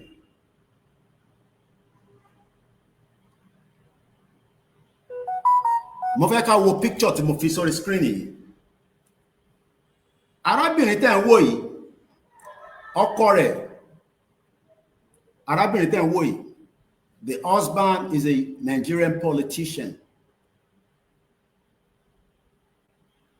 Òun àti ìyàwó tẹ́ ń rí mayor ní Leeds, outside London, ní Leeds yẹn wà, kò ń ṣe ní London. Ó ra property kan, kò lè defend owó tó fi ra property yẹn torí owó yẹn wá láti inú Nàìjíríà, over 400,000 pounds. This is what Baba Akintoye is fighting for. So that ká má rí Yorùbá politician nínú Yorùbá government tó ń gbówó lé Yorùbá lọ sí Europe torí pé àwọn fẹ́ gbégbé àlàáfíà. This particular couple, tí bá ń sọ pé they are bomb bastard criminals, pé ó lè ní gbogbo wọn, ẹ gbà mí gbọ́. But nígbà tí mo wá ń fẹ́ mú story wá nísìn, inú paper ti UK ni mo fẹ́ fi wọ̀nyí nísìn, kẹ́ lè mọ̀ pé how many of them have taken out money to the fishing considerable part of Nigeria. See what they below see UK, America, what is she for a very long time. But the ended Lawafe in southwest part, don't be Nile Yoruba, and we gotta do it because Kusi time. They are all criminals in Jakad, criminals in whatever forms, and this is what we need to stop. So show us that, and then we can move forward because our focus is Raliwa and moving forward. Question comment I so mo kon fele add the mon kon ti a tin so bo tele charge bí a ṣe wà charge tele. This woman paid £400,000 to wá láti Nigeria tí court ní lákọ̀ọ́kọ́ ẹni tó ra lé lọ́wọ́ ẹ̀ olè lòun ní UK a mọ̀ pé wo mọ̀ lótìtọ́ gbogbo àlàwà mọ̀ pé ó lè ní gbogbo wọn nílé but eléyìí nísìnyí wọ́n tẹ̀ sọ pé kò mọ̀ pé ó lè lẹ́ni yẹn àmọ́ ó ní ọkọ rẹ̀ gba loan 120 million naira ní Nigerian bank ẹ wá lọ ṣe ní black market níbo lọ́kọ ẹ̀ ti fẹ́ gba 120 million wọ́n gbà lóòótọ́ nítorí pé ọkọ ẹ̀ ti mọ̀ pé ẹ bá pé àwọn báǹkì máa ń pè wọ́n pé ẹ wá yá owó torí wọ́n mọ̀ kó máa jí owó tó ní kó fi ṣe budget owó tó ní kó fi ṣe constituency project wọ́n máa jí. And that is exactly, I don't know why this is not okay. Again, your picture here. Hold on, go back in your picture here. Now let's add this. Kakosari ka story here briefly. Torí ele ko la ṣe wá jókòó. Torí rally bá ṣe wà upset. Moving forward, it is still an ongoing. Article yẹn lẹ ń wò ẹ̀yin tẹ́ wà lórí YouTube and Facebook tó kù. Ẹ̀yin tẹ́ wà níbẹ̀ kọ máa wo picture yẹn and let me quickly read it. Paper yìí nísìnyí.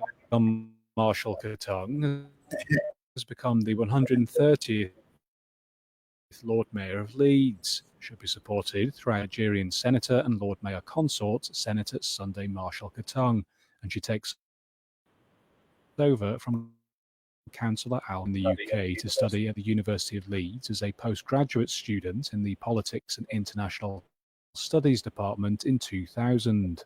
Following the passing of her father in 1999, who she credits as a profound influence on her life, she resolved to honour his legacy and study in the UK. Transitioning from student to professional life, she established her own business, Sons, who are now pursuing their own university board in 2019 and was re-elected in 2023. Now, kí ló wá ṣẹlẹ̀? A former Lord Mayor of Leeds who tried to buy a £1 million mansion using fund, owó ló ń pè ní fund, kúdí owó, routed through what was described as a black market transfer system. I would say probably hasn't really has lost my decision on where I'm going. Has lost a fight to keep the property, according to the National Crime Agency. And when they not long days in November, like for a long erratic case Dizani is returning back to London court this year in November. So just to put it on context, this is what we want to stop.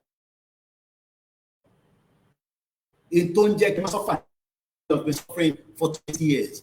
We have money from Nigeria and move it to UK and Europe and all other countries. You will suffer for that. Interface stop. Abigail Masha Kantung Ulewoyi Okore Lele Senator Newly for 19 criminals agreed to buy a luxury home on Sandor Drive in Audley from the previous owner in 2015, according to the National Crime Agency. Àwọn tó mú Dezani nìyẹn. Kọ́dẹ̀ tó sọ pé àwọn múyàn kó tó wá ṣẹjọ́ wọ́n gbọ́dọ̀ ní evidence kó dàbí ti Nàìjíríà. Fáyọ̀ṣe ṣì ń ṣe case nísìn ẹ mọ gbogbo wọn tó ṣe case tó ti allegation ledge case criminals bomb bastard olè ní gbogbo wọn àti Tinubu àti Fáyọ̀ṣe.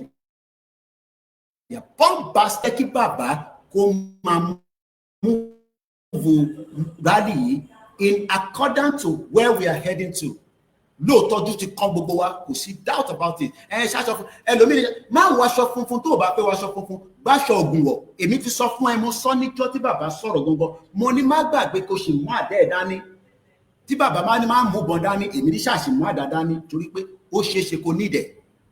There's no doubt about it. But ẹ jẹ́ ká listen to further instruction on where we are still heading to. Torí kò ń ṣèjọ́ kan. Abigail paid £400,000 in 2015 as a deposit of the contracted £1 million tag to a businessman who later suspected of money laundering. Calculate ibi tí £400,000 yẹn tó jẹ́ ní owó Nàìjíríà ní 2015. Kò wá béèrè pé kí ló yẹ kó fi owó yẹn ṣe. Ó náà kọ̀ òun gba lóònù ni níbo kí lọ́kọ̀ yẹn ṣe tó fi ń gba lóònù. Criminal actors. These are what the politicians have done for you.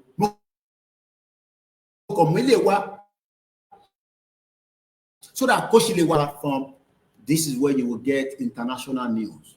Mo ti sọ méjì. Mo ti sọ nípa India.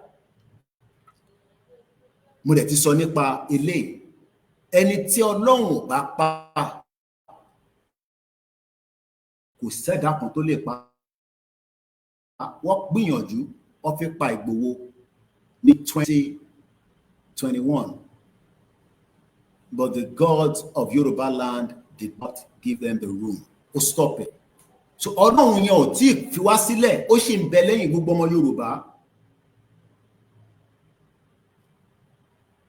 And we will definitely get to where we are heading to. Lágbára àwọn tó láyé tó lọ́run kò dẹ̀ ní sú wa. Let me quickly pick this call so that we can then move forward because a ṣì ní àwọn nǹkan tí a fi bára wa sọ. Ọmọ Yorùbá, iṣẹ́ tẹ̀síwájú ni. Iṣẹ́ tó dẹ̀ ń tẹ̀síwájú, Ọlọ́run á jẹ́ kí ó túbọ̀ tẹ̀síwájú ju bí a ṣe ń fẹ́ lọ. Designing will return back in November 2025. And God willing, subject to the Yoruba Nation movement bá máa fi dé, bóyá a máa wà ní London láti lọ cover or bóyá because rally tá a ṣe lọ́wọ́lọ́wọ́ tó bẹ̀rẹ̀ ní on the 12th. We do not know how long it will take and what it will entail. Tabani ó ṣe máa lọ báyìí, tó bá dé padà lọ bẹ́ẹ̀. We must prepare, and that is why giving up now, fẹ̀yìntì ẹ̀ sọ pé a ti give up, ó ti sú wa. There's no point. This is not the time to give up. This is the time for us to be more charged because mo wo film kan lánàá lórí Netflix. Freedom. Ó ṣe pàtàkì. Freedom is the only thing that can give you the way of life that you want. Anything short of your freedom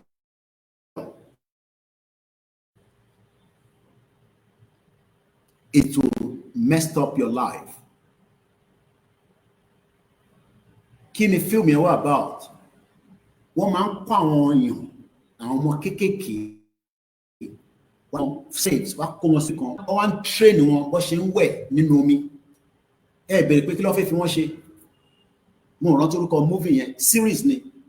Mo kàn bá wọn díẹ̀ lánàá briefly.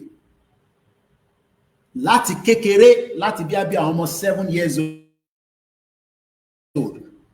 Wọ́n máa gbé wọn wọnú omi, deep water. Tó bá ti wá dàgbà dé stage kan, wá wá gbé wọn lọ sí agbami omi. Ta ló mọ̀ tán pè ní pearls? Pearl. How many people know the meaning of pearls? In tán pè ní pearl. Let me show you in case you don't know. only value you, I believe, gold law. Pearls.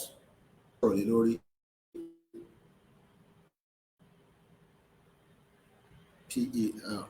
Pearls.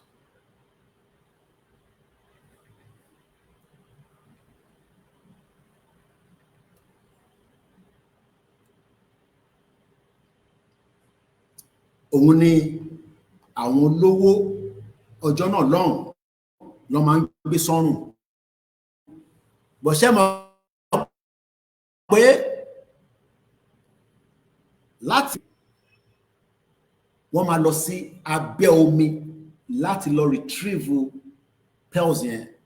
So àwọn tó ń train àwọn ẹrú lọ ń gbé wọnú abẹ́ omi yẹn tó lọ ń ṣiṣẹ́ wá fún àwọn ibi Chinese film ni. Àwa ni ẹrú táwọn olóṣèlú ń lò tó fẹ́ jẹ́ ká rógò wa lọ. They don't want us to use our own initiative.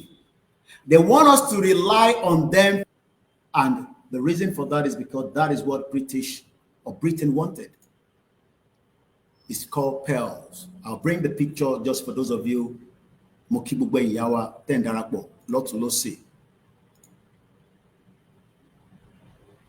Nígbà tó dé stage kan, mo kàn fẹ́ fún wa ní just quickly summarizing up to where ibi tí mo wò dé.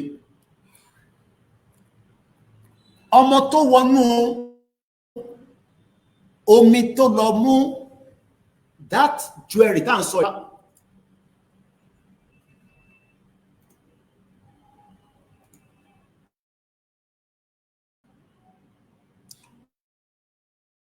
Is one of the big ones, 15-meter long.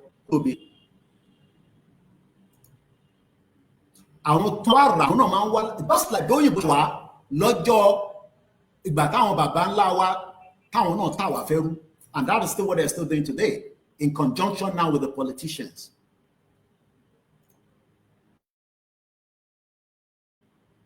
They are still selling us out because nobody we insist to return back again for 2027 election. You will not get a better life. Your life will still be miserable. And for us to avoid a miserable life, that's where we are today. And we are not doing anything contradictory to international law. And forget about Gbogbo. Bẹ́ẹ̀ni ti ṣe sọ̀rọ̀ bí a bí ṣe sọ báwọn kan ṣe ń sọ. Now, everything we are doing is still within the international law. But diplomacy is unlikely to give us Yoruba nation.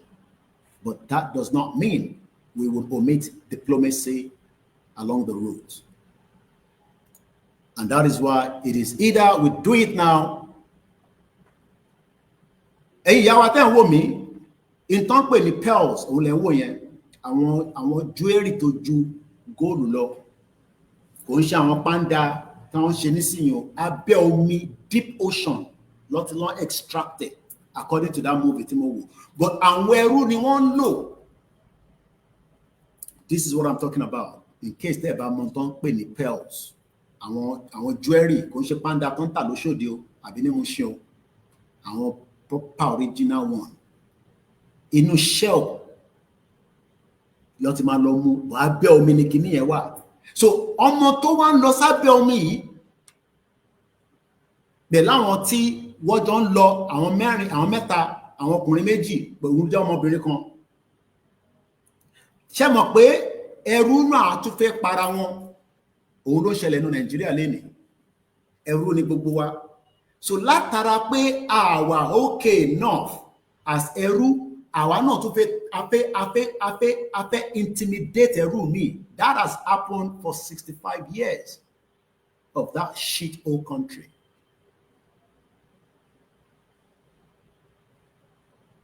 How do we know?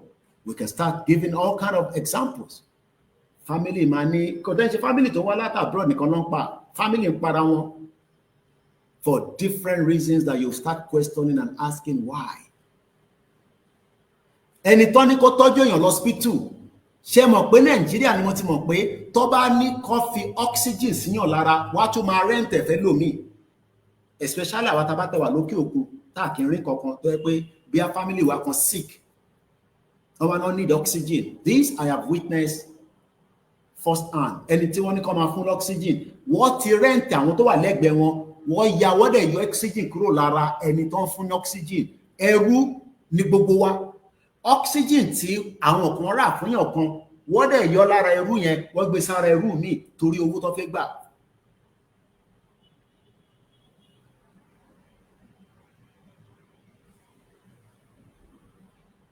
This also played out in this movie. When the three of them were under the deep ocean, ọmọ tó rí tells yìí tó jẹ́ òun gangan lórí àwọn ẹrú méjì tọ́jọ́ wà lábẹ́ omi àwọn fẹ́ gbà lọ́wọ́ ẹ̀. So what pin ẹ̀ mọ́ná abẹ́ omi yẹn? Eventually, she succeeded. And nígbà tó jáde, nígbà tó máa ta pearls yẹn, according to owó ìlú tó fẹ́ tà, ọba tó fẹ́ tà fáwọn àwọn àlejò ṣe mọ̀ pé àwa ni àwọn bàbá ńlá wa àti bá ṣe gbọ́ ìtàn pé when they were selling us out táwọn òyìnbó bá dé wọ́n máa wá select àwọn tó fẹ́ àwọn tó fìrìgbọ̀n dáadáa tó lè máa lọ fi ṣiṣẹ́ fún wọn. Gbogbo àwọn tí wọ́n jẹ́ fìrìgbọ̀n they have taken them out to go and work as laborers, but our travel for our this time around. I traveled without being told that ẹrú ni mo lọ ṣe ní London, even though ẹrú tèmi ó supersede ẹrú tó wà ní Nàìjíríà because ẹrú Nàìjíríà kò tẹ̀tún ní freedom, èmi tẹ̀ ṣì ní freedom díẹ̀, mo ṣì ní right of way díẹ̀ náà ní o kò ṣe púpọ̀ but at least mo ṣì ní right of way díẹ̀. So most of us have been slaves fighting each other. In tó dẹ̀ wà nílẹ̀ Yorùbá ó tó gbogbo wa jẹ if it is well managed bí bàbá Awólọ́wọ̀ ṣe ń ṣe bọ̀ but lẹ́nìí wọ́n lè manage it. We can't manage it, and that is why our existing in Nigeria needs to end. There's no doubt about it. It does not matter how you feel. Nigeria has failed you and me because it is not a country. But ibi tí mo fẹ́ lọ gangan nínú movie yẹn ni pé after tí ọba yẹn ní ta ló nínú ẹ̀yẹn ẹrú yìí o ta ló lè bá òun ta kínní for 7 million kápọ̀ sọ pé 7 million pounds torí ànílò owó burúkú tó ń pè ní náírà yẹn kò ní value kápọ̀ sọ pé $7 million pé ta ló lè ta èyí tó lọ mú pearls yẹn ẹ mọ̀ pé ní tí nǹkan tó bá mú lára tó mú nígbàyà òun ló máa mọ tó ń ṣòun bó ṣe mú wa nígbàyà yẹn náà ni ká ṣe mú dání ká má relent pé bó ṣe bẹ̀rẹ̀ lánàá yẹn torí àwa ló mú nígbàyà sórí ọmọ Yorùbá tó wà lẹ́gbẹ̀ẹ́ yẹn tó ń fi rẹ́rìn yẹn kò tí ì mú nígbàyà pọ̀ kò mí pé kò ń ṣẹrú. He is also a slave.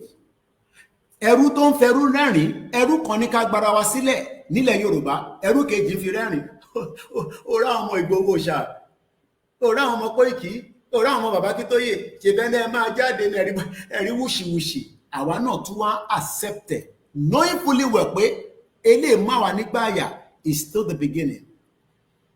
Kí la ṣe wá ń sọ pé bàbá Akíntóyè àti Ìgbòho ní ojú ló ń kọ́ ìbòjì tí mò ń rí wàláhì bó ṣe kó bá òun kọ́ lọ fi shade kọ́ fi bò ó tóun bá dé òun á sọ fún ẹ pé òun ni bàbá gbogbo yín kò dẹ̀ sẹ́ni tó lè wò ó ojú ló ń kọ́ ìbòjì òun máa dé bẹ́ẹ̀.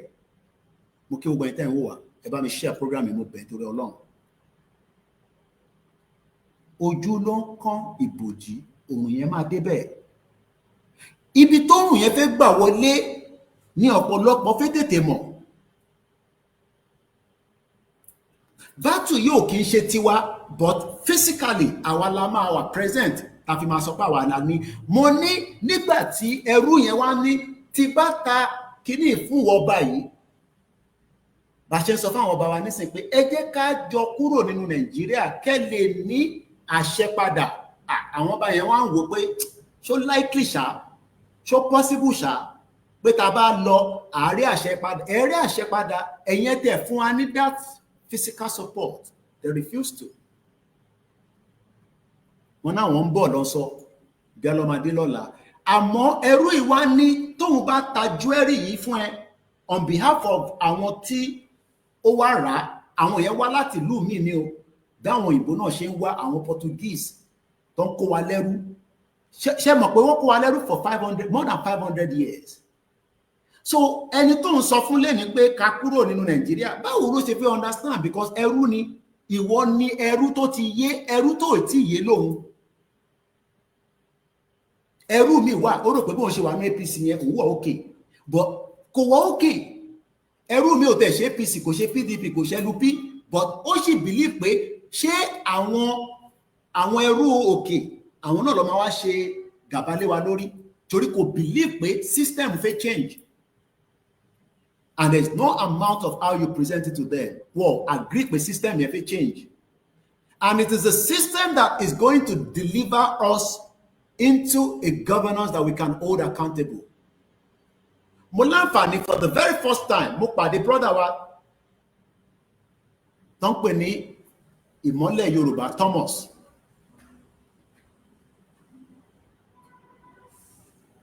Ọ̀tọ̀ ni kéèyàn réyàn lórí screen.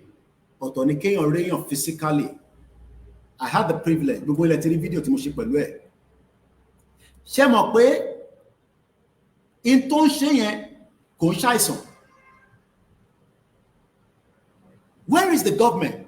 This government has not even catered for àwa tá wà able. Báwo ló ṣe fẹ́ cater fáwọn tó wà able? Let me give you an example. How many times have I done videos in London tí máa sọ fún yín pé walking stick tó ń lò yẹn tó bá débi tó ti fẹ́ cross títì, signal tó wà lára igi yẹn máa sọ fún pé ó ti dẹ́gbẹ̀ẹ́ títì, ṣe sùúrù díẹ̀. Iná tó máa tàn lára kinní yẹn, sensor máa sọ fún pé iná yẹn ti change sí green, ó yá cross, láì nẹ́nì kankan tó máa support ẹ̀. Níjọ́ wo làwa pé dé stage yẹn nílẹ̀ Yorùbá pé ta bá ń lọ lórí títì, ẹni tó ní eyesight problem kékeré, kò ṣe pé kò ríran bọ̀ ó kàn ní díẹ̀, ó lè dárìn fún rẹ̀. Ṣé mọ̀ pé mo sọ pé mo sì ń bọ̀ lọ́dọ̀ kí ni demand ẹni tó fẹ́ ta jewelry yìí? Kí làwa ń tà nísìn? Àtàn kankan, freedom wa la ní ká wá rà. But wọ́n kí n tó bá yẹ pé a lè fowó rà ni, a ti fowó rà tipẹ́. Àwọn kan ẹ lọ lọ́bì, ẹ lọ gbé machinery wá, ẹ lọ bá Putin, ẹ lọ bá diplomacy kankan. Àwọn ọmọ Yorùbá náà la máa gbára wa sílẹ̀. Bàbá Akíntóyè ti sọ tán, kò sí àní-àní kankan níbẹ̀. Lóòótọ́ bó ṣe present pé ká jáde, kò ṣe the end of it. It's still the beginning, kò ń ṣe the end of it. Àwa bóun wà tá bá lọ gba Russia wà tó bá compromise wọn kọ́. Ṣé ẹ mọ̀ pé àwọn ajaguntalẹ̀ náà tá bá gbà wọn tó bá compromise wọn kọ́? But ṣé ọ̀rọ̀ yẹn lè dùn àwa bí àwọn òkè tá bá lówó tá lọ gba àwọn machinery kó dá ẹ wá bá wa jà a nídìí yín? Ṣé wọ́n lè bá wa jà tó máa dùn mọ́ wá nú bí èmi àti ẹ tó ń dùn lára tó yẹ pé àwa la mọ̀ bílẹ̀ wa ṣe rí? Àwa làwa mọ̀ important of ilẹ̀ wa, àwa la mọ̀ influence ẹ̀ fún wa, torí pé àwọn kò fẹ́ gbowó ni, service làwọn fẹ́ wá ṣe, wọ́n fẹ́ wá render service ni, wọ́n dẹ̀ tún lè compromise wa.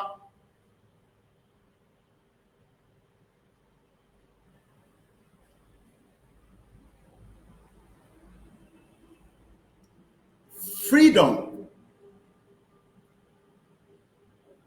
ni ẹrú yẹn béèrè fún. Ó ní tóun bá ta jewelry fún wọn báyìí, if I sell this jewelry, fíìmù yẹn wà lórí Netflix. Mo kàn rántí, let me see if I can go to the Netflix kí n kàn fún yín ní orúkọ ẹ̀ fáyìn tẹ́ bá fi lọ wò for reference purpose. I'll pick it up in a minute. Màá mú jáde nísìn. Ó ní kankan lòun fẹ́ kò ṣe fóun. Ṣé mọ̀ pé àwọn ọba wa lẹ́ni nísìn demand down fún wọn pé kó endorse, kó support Yorùbá nation? Ṣé mọ̀ pé kò ń ṣe tó pọ̀ rárá? But why do they disagree with us?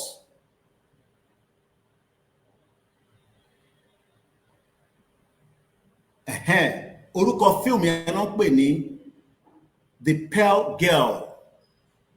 Màá lọ mú àwòrán ẹ̀ wá, nílé play fún wa because of the copyright. Pearl Girl lórúkọ movie yẹn. Ó wà lórí Netflix. she only demanded for one thing.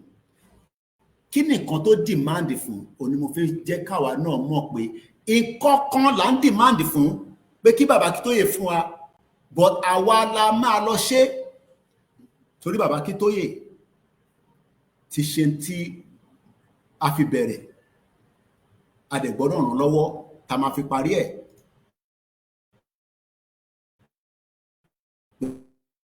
Pẹ̀lú gbogbo àwọn bàbá wa tó kù, mo fẹ́ gbé the actual Atiri slide. Now let me give you this particular picture of the movie. It's called The Story of the Pale Girl. It's a true life movie. Just like in Tonshele Yorubaland, no, true life ni. Because how can we have existed for 14,000 years plus and where we are today, and some Yoruba people still disagree that we go out Facebook and YouTube. The Story of the Pale Girl. If you have a Netflix, just go and watch it. But one thing that she asked for, Tibata kini on your behalf, Timotani value of £7 million. She might have freedom me. Ọba ẹni yes, bó ṣe mọ̀ pé ó padà ta kìíní ẹni £7 million. Ọba yẹn tó fẹ́ fún ní freedom yẹn. So if you think that Tinubu, even if he comes out today and say, ẹ fún mi ní second chance, tá bá ti dé the second tenure, ṣẹ́rí restructure, òun kọ́ la máa fún yín, a máa fún yín Yorùbá nation. Ẹni gbogbo ẹnu mo fi sọ òpùrọ́ ní Tinubu. Kódà kò lè fògùn ẹ̀búra, irọ́ ló ń pa fún yín. You can never trust any of the politicians because even if they give you that offer, Momba awati anila kayeso, mo de believe gbogbo wa lọ́nà fún ní ọgbọ́n. Bí mi ṣe sọ, Yorùbá mi ò dánmọ́rán, but I believe that you understand me clearly that using this as a reference point is just to say to you that this girl demanded that I will sell this for you. Omukini adanibai. Tell you. I will sell it for you, but I want something in return. Obayeni, what do you want in return? Only I want my freedom. Iti mo ṣe fún ẹ, tí mo fi wọnú omi, ó ti tó. Ṣé kò tí tó ní wàhálà àti ìdààmú tí Lugard ṣe fún ìran Yorùbá on behalf of Britain? I believe it's more than enough. I mean, let's be honest, we have given Britain enough time for 110 years of this fake country. But Britain still says, let's keep it for 2075, that Nigeria will be the country that will be the 5th largest African country, or the 5th largest country, the 5th largest economy in the world. Ṣẹ̀rí pé Britain mọ̀ pé wọ́n fìyẹn fi gbé wa ní mugun pé ẹ mọ̀ pé lómi nísìn tó o bá farabalẹ̀ calculate after 50 years, be rest assured they will come back and still tell you you will still remain in this amalgamation. This amalgamation must come to an end, and it can only come to an end as we are now day 2 of the most important thing that we have all waited for, the Yoruba Nation mega rally that will lead us out. Ṣé bàbá wa ní Tabana ṣe rally? Has he come out to say that kò ní lead wa jáde? I don't think Baba have said so.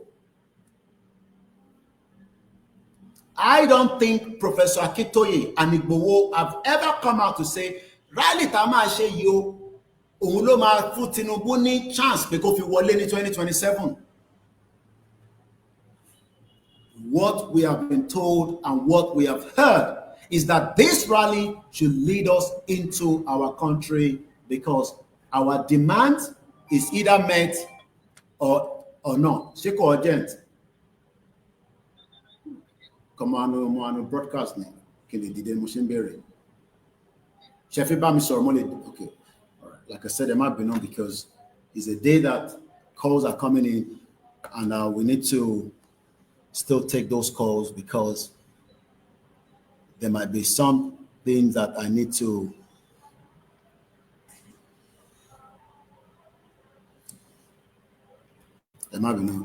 Hello? Hello, sir.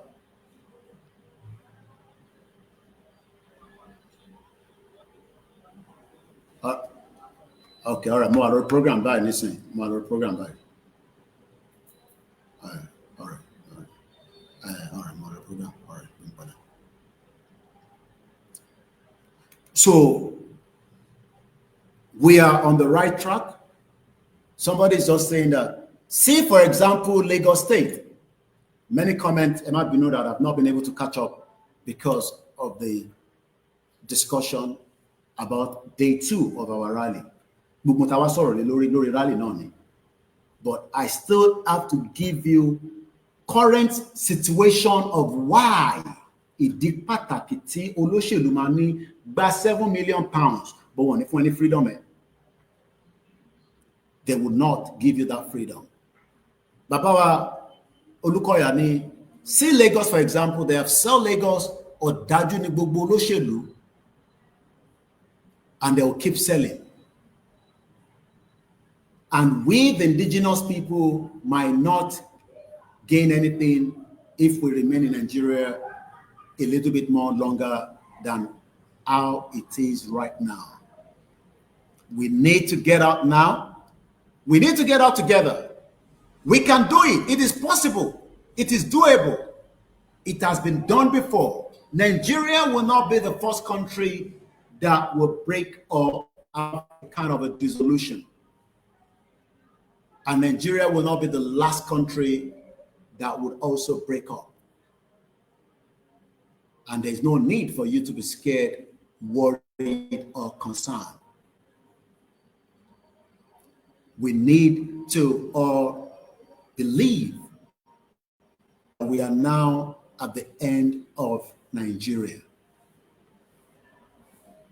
And it is going to happen in our lifetime.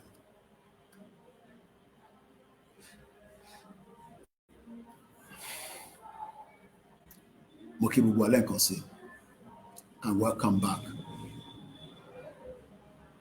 Where are we going? And how do we go?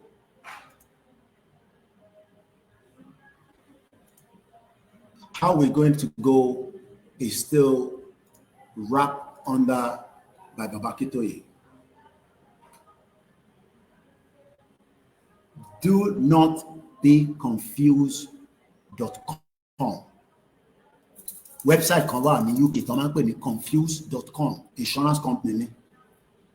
Confused. Kí ló ń pè ní confused? I want to buy insurance for my car. There are many sellers out there. Eléyìí ń tà. Another gbogbo ẹ̀ tí wà confused. Máa bọ̀ lọ́dọ̀ tiwa ká wá bẹ́ yanjú ẹ̀ kó fún ẹ ní the right one tó bá ti input information ẹ̀ tó dẹ̀ parọ́. This is another example for somebody that lives in the UK, and many people can testify to it. If you are running a car insurance that you want to buy, if you tell lie to back parọ́ nínú ẹ̀, only drive car for 6-7 months, 1 year. Tí mọ́tò yẹn bá lọ ní slight accident. Ṣó mọ̀ pé irọ́ kékeré tó pa nínú ẹ̀ yẹn, tó bá jẹ́ pé wọ́n kọ́ ló wà at fault, tó bá padà detect tó parọ́, gbogbo policy yẹn ó ti wà invalid.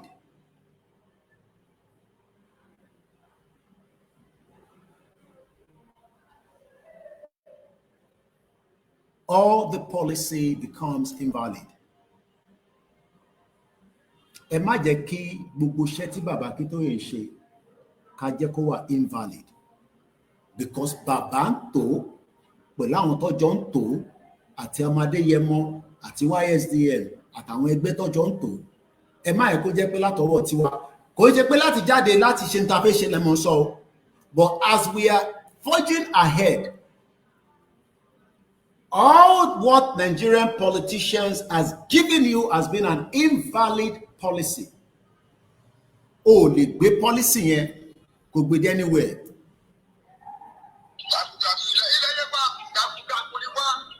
Mo wà lọ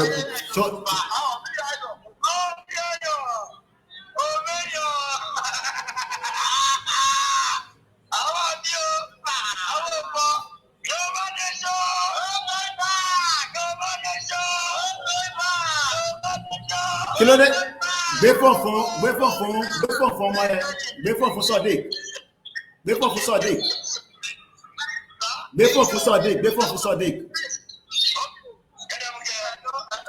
kí ló ṣẹlẹ̀ tó ṣe kò go life money.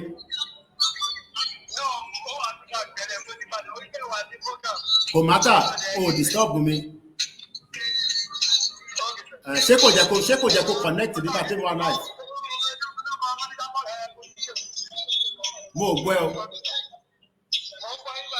mo ní ṣé kò jẹ́ kó go live ni wá tèmi wá on ni.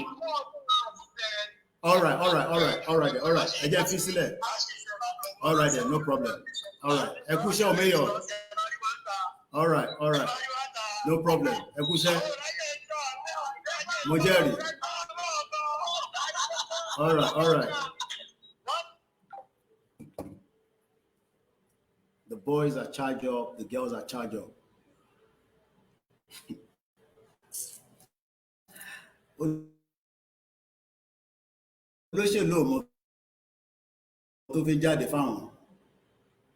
As at yesterday, after we have been out on the street, whether in front of your house, around there is no more negotiation between us and the politicians. You heard me right. Mo sọ pé tá bá ti jáde fún rally kò sí pé wọ́n negotiate. Any negotiation now is to give us Yoruba country. Anything less than that, one ní nísìmí tá máa fi gba country wa. And I'll just leave it like that because my wives were telling me that àwọn more reason tí mo máa ń ṣe pé a máa ṣe this, a máa ṣe that. Leave all that. Ó máa ń pòwe kan, but owó yẹn mo really mọ̀. Ó ní èyí tó ti fi síta yẹn, ìwọ fi sílẹ̀. Àwọn tó ń fẹ́ ṣe nǹkan gan sẹ̀ kò ń ṣe tí wọ́n sọ lọ́ ṣe fẹ́ ṣe. In tó lóṣèlú ṣe fún wọn ni pé wọ́n fún yín ní fake document for 26 years of democracy.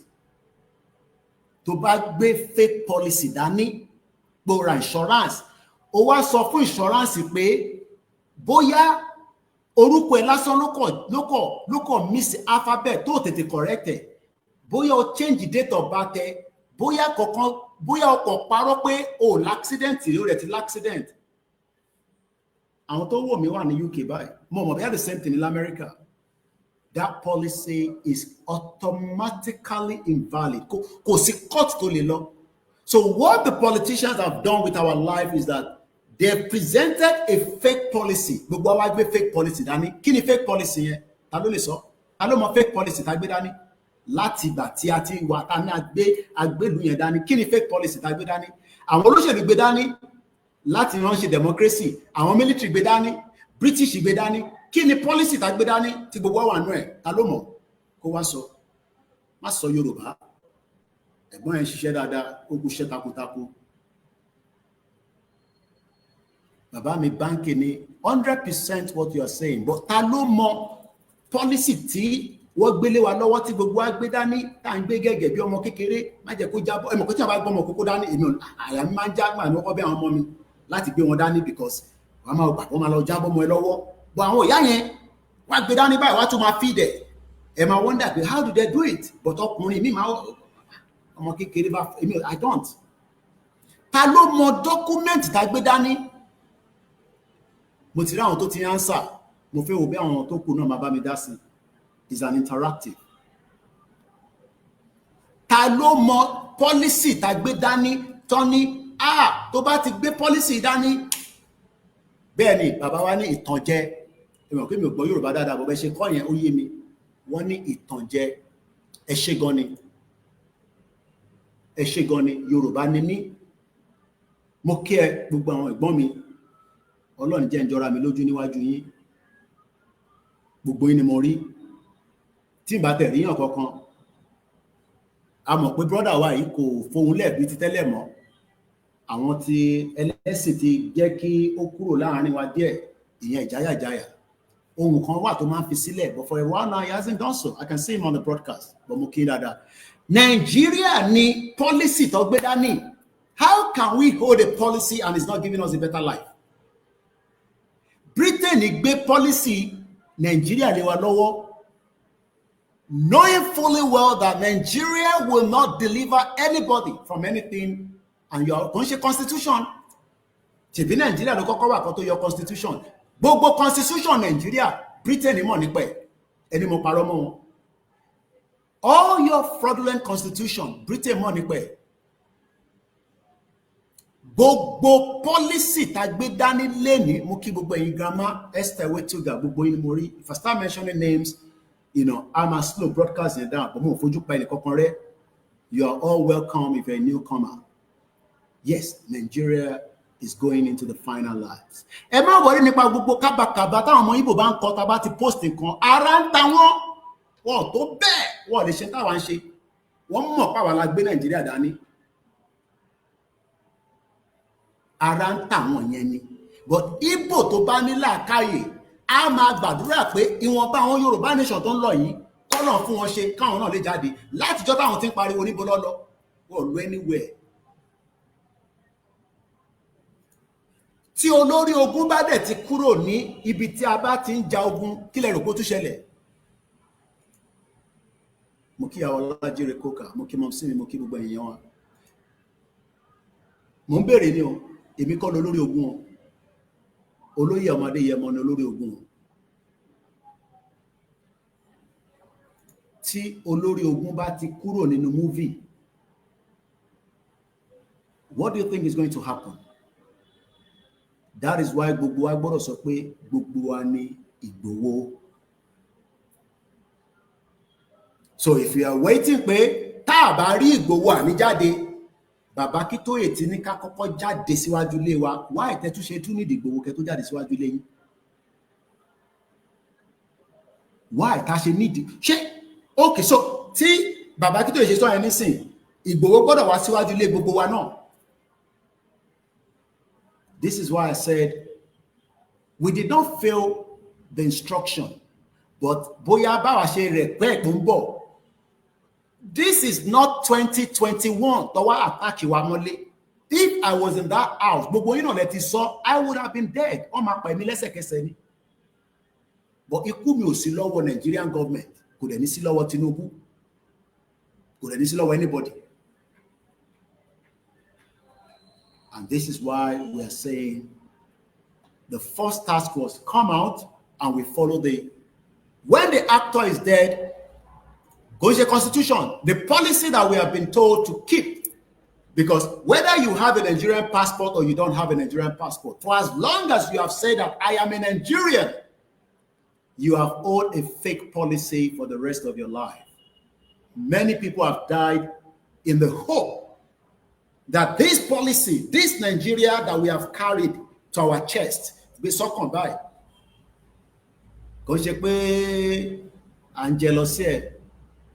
How can you buy that value of car? And own drive nínú mọ̀tọ̀mọ́tọ̀.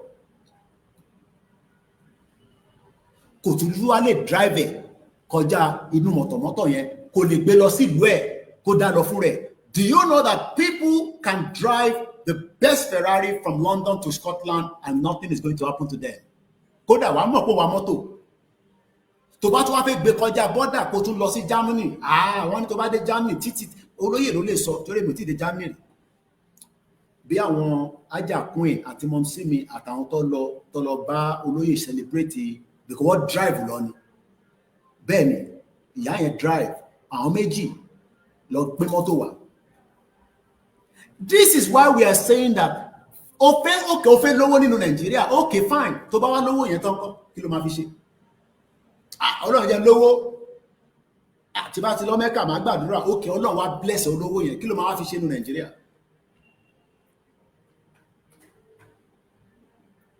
In this fraudulent system that Britain sold to every one of us.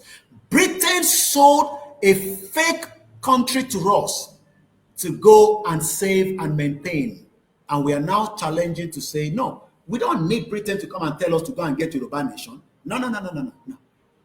Bóyá nǹkan táwọn kan rò nìyẹn pé a máa lọ sọ fún Britain pé Britain, yeah, come. This fake amalgamation where you give us, how are we going to sort it out? No. When the 60 million have made up their mind, Mokekeke occurs. Our mind is already out of Nigeria, and nobody can change our mind. So I want us to still be charged as we have been charged. Gbogbo fensiki, paracetamol, elubo ti lo. Yes, still be charged. Because kò ṣe one day la máa fi parí ọdún yẹn. But à ń bẹ Ọlọ́run pé kó má pọ̀jù bó ṣe yẹ lọ. Because what Britain did was, Britain knew that our indigenous ọmọ kọ Yorùbá ní obìnrin ní ọkùnrin a máa outshine àwọn ọmọ wọn àtàgbáyé. One more day from the beginning of when they came to our land. Báyìí lẹ́yìn ṣe rí ní agbègbè ibi tó ń pè níbi tó dá yìí tó yẹ pé weather yes ó máa warm but a máa ṣiṣẹ́ lára ẹ. Skin wa ó ní láti ṣe lọ sí outside kò ní ọ̀fẹ́ lọ town náà tó bá jẹ́ pé ilẹ̀ wa ni gbogbo wa ń gbé. A lè wá náà fẹ́ lọ wo bó tútù ṣe rí ká lọ lóyìnbó ká dẹ̀ padà. The country died after Britain gave us a fake country to go and manage. Àwọn tó manage ẹ̀ lẹ́nìí, you think that they can give you the result? Okay, go to your bank láàárọ̀ ẹ̀ kó sọ pé as a citizen of Nigeria, I have the right. They will ask you, which of the right will also, because I only understand right don't so. Nobody has any right because you are not the real policy holder. Let me give you another example. You are not the original policy holder. Hello, sir. Àṣẹ Dumare. Mo wà lórí ètò àṣẹ. Báwo lọ́dọ̀ yín lọ́hùn? Màá pé púpọ̀ yín. Àdúgbò fọ́lọ́run. Ọ̀dà. All right. Tí bá ṣe tán màá pé yín. Ẹ má bínú, like I said, calls are coming in. Not everybody is on social media. All they're waiting for that instructions to go further. All I have come out to say is that we are still on the right track, but cherry policy of this amalgamation that Britain gave us cannot give us exactly what we want as ọmọ kọ Yorùbá. Ó lè fáwọn ẹ̀yà mi o, but pé àwa ọmọ Yorùbá, ọmọ Oòduà, ọmọ kóòtù òjíire, and all these pé àkínṣe ọmọ Yorùbá yẹn gbogbo yẹn fi sílẹ̀, bàbá Kíkóyè ti ṣàlàyé lé lórí, gbogbo wa lọmọ Yorùbá. But ẹrú tẹ́ ń sọ fún tó wà lẹ́gbẹ̀ẹ́ pé Yorùbá nation á sọ fún ẹ pé náà kò lè bọ́ sí, because ó mọ̀ pé policy yẹn tó wọ̀ pé torí policy tá gbé dání. Let me go through another level of giving you that example of the policy. Walata, it drives in London. Do you know that mo lè lo mọ́tò Walata pẹ̀lú document tó fi drive? Tí mo bá ní policy, tí mo bá jẹ́ second driver lórí mọ́tò yẹn. Àfi tèmi bá ní mọ́tò tèmi tó jẹ́ comprehensive tí mo lè fi wa mọ́tò tiẹ̀. So what Britain did craftily in tó ṣe fún gbogbo wa ni pé Britain knew that we will question this 1914 amalgamation at some point. Wọ́n mọ̀ pé ìjọ kan báyìí máa wáyé tí gbogbo wa máa béèrè pé kí ló, because Ọlọ́run tó dá ìran Yorùbá ó mọ̀ pé àwa la ní ọgbọ́n, àwa la lóye, a kì í ṣe àwọn gàǹbàrí, àdẹ́ ṣe àwọn ẹ̀yà tó jù, a jù wọ́n lọ lọ́jọ́ orí. Kò sí nǹkan tó lè sọ fún yín, we are far better than any one of them. Gbogbo ẹnu mo fi sọ. Ṣé máa yẹ káwọn yẹn máa intimidate yín pẹ̀lú àwọn kọ́mẹ́ǹtì jagbajagba àwọn ọmọ àwọn tí wọ́n ní làákàyè. You see them especially wọ́n máa kúrò nínú ilé tiwọn tó wà mọ́dì, wọ́n á máa wá sínú ilé tó ní glass, wọ́n wá ń jìwò kí lẹ ní ní bíbá. Mo rọ́mọ kan tó gbé bàbá ẹ̀, ó gbé kúrò nílùú ẹ̀ lọ́nà Imo àbí bíábì kan, Èkó ló ti wá treat ẹ̀. Kí ló dé tí wọ́n ṣe hospital sọ́dọ̀ wọn náà? Ó wà lórí YouTube. But what we are saying is that every one of us have been given a fake document. What is the document? We are Nigerians. That is one of the fake documents that we have carried for 65 years. And every one of our Yoruba politicians knows the truth and nothing but the truth. But they are not ready to give it up. Because this 1914 amalgamation, then what do you mean? Táwọn serve, they are worshiping it with the blood of humans. Ẹ̀jẹ̀ ènìyàn ló fi worship it.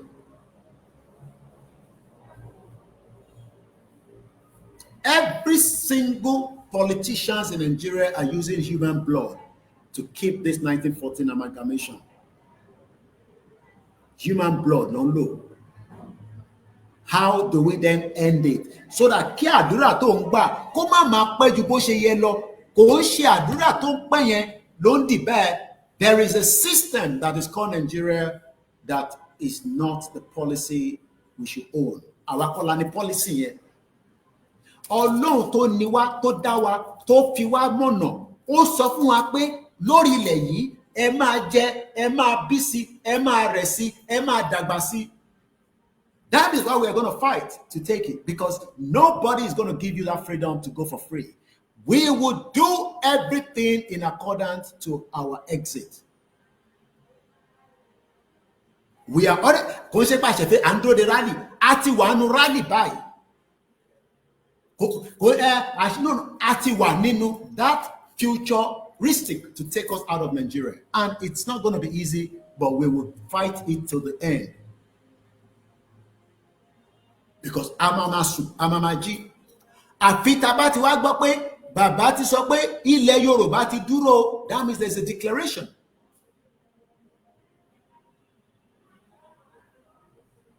And the Yoruba government will then work for me and you with the right policy. What is that policy? Our identity. This 1914 amalgamation is not going to give us our identity. And I don't think any one of us wants to lose our identity any more longer. Ó lè jẹ́ orúkọ Mùsùlùmí, but identity ni o gbọ́dọ̀ kọ́kọ́ cherish. Because orúkọ Mùsùlùmí àbí orúkọ Kristẹni tó ń jẹ́ yẹn, what he embedded mọ́ Nigeria, and Nigeria is not a country. And I will leave it like that. But like I said, our command center is now on a full operation. What does that mean? We will be coming out as quickly as possible, even if it's a very short message to deliver and give out. Emma Binukwe, we could not start this yesterday. It's still many things that was holding us back, and which was many of our complaints about how the rally have started. So let me end the broadcast because I have other things I need to attend to. But by the power and the grace of the Almighty Eledumare, we are forging ahead, and we have already done what millions of people never expected that is going to happen. Eteti close to your groups, your state coordinators, as messages we will continue to pass to them. Also, the Yoruba world media will be coming out and be telling us updates.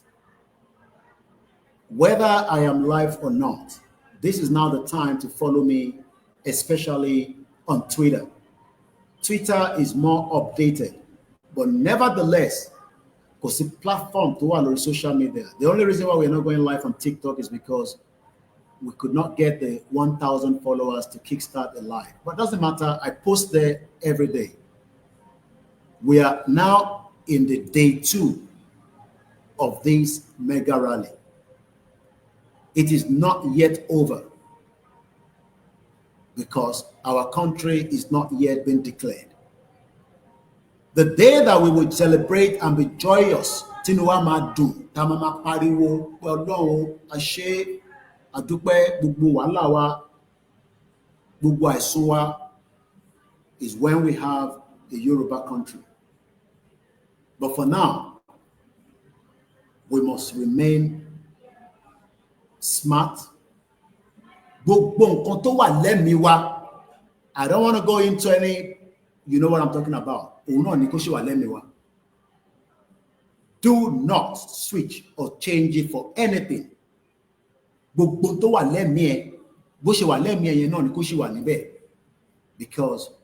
the policy destroyed lives. The policy gave us what should never have been our own. One more positive deal. The policy about deal in London, nobody renew it. UK is one of the most civilized countries in the world. Key policy mọ́tò mi tó tán because òun láti fi ṣàpèjúwe ni wọ́n ti máa remind mi pé ṣé o fẹ́ renew pẹ̀lú wa àbí o fẹ́ lọ ibòmíì? Why is Britain now telling us to remain in Nigeria when they know that their citizens have the right to renew their policies? Tó bá ní policy níbi kan, o ní right láti switch ẹ̀ gan sẹ́ tó bá wà nínú policy pé ó ṣe mọ́. We have already started the vehicle, which is the day 1 yesterday. Some of you thought it has to do with Democracy Day. We are already in day 2, and we are still forging ahead. Continue to mobilize, continue to prepare, because the worst is yet to come. Yes. Britain never wanted Ireland to go. Today, Ireland is a 5 million country, but the 4th add to get that country going today. But those that are Yorubas that are living there today and now fighting us back, I pity you for doing such. And that goes to all other countries where you reside. Support the YSDM and support your state. I want them money no state in tejo group. I plead on their behalf. They need your support now. I am not telling you to come and support me. I want to buy my support to our support to our like borrow long. Ashiri ti wo ni too. But state in 31 yen e support state yen mo beyin. Kódà bó bá jẹ́ àpò gàrí lẹ lè rà fún wọn pẹ̀lú sugar tepa ẹ rà fún wọn. We come and move, because things will start to change as Aakintoye will be coming, or through all the medias. He doesn't have to be coming out every day and talk to us. He can send the world media, he can send his executive. Then Igboho will speak to us at the appropriate time. I am a spokesman. He hasn't sent me out to speak on his behalf today. When Igboho wants me to come and speak to you on his behalf, then you don't doubt it as well. Because some of you has never doubted it, but some still. But as of today, the 13th of June 2025, Igboho ti ní kí n wá sọ̀rọ̀ kankan on his behalf. But I can tell us that Igboho is monitoring and being frequently updated on the development of what and where we are in this mega rally. That is all I can say. We are grateful to have him. I repeat, we are grateful to have him because many of his caliber are in Yorubaland. But àwọn náà kọ́ ní pé bí akígbòho kọ́ fi mú sílẹ̀ díẹ̀ káwọn tẹ̀lé lẹ́yìn. Ọlọ́run á wà pẹ̀lú gbogbo yín pátá, gbogbo ẹ̀yin tí Ọlọ́run fún ní ìtẹ̀jogún lọ́wọ́ bàbá ńlá yín. Ẹ wá jẹ́ ká lò dáadáa nígbà tí àsìkò bá tún máa change.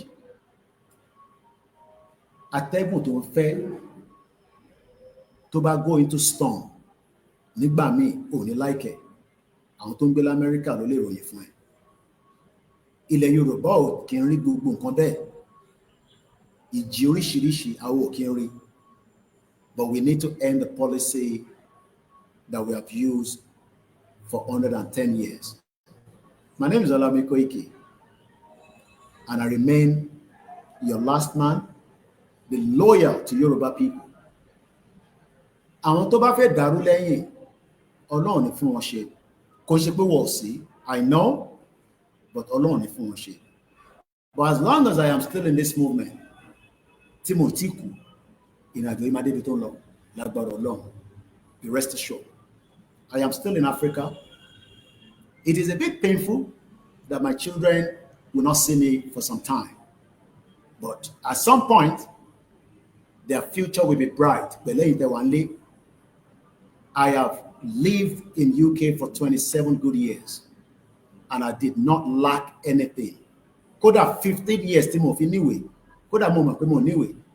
You know, one of the best things I enjoy for that 15 years, I had access to drive because let's say driver license me. Anything too difficult don't let Mugba license me within the space of 3 years to UK. And that car that I drove was licensed, MOT, and that gave me access to UK. I was just going everywhere I wanted to go. That was one of the freedom I enjoyed. Ìwọ ní mọ́tò nílé nísìn, kódà kábúkábú ló ń ṣe. Ọlọ́pàá ń dẹ dúró torí kò value ẹ because the policy is wrong. Ẹ má ní kí n dárúkọ gbogbo yín.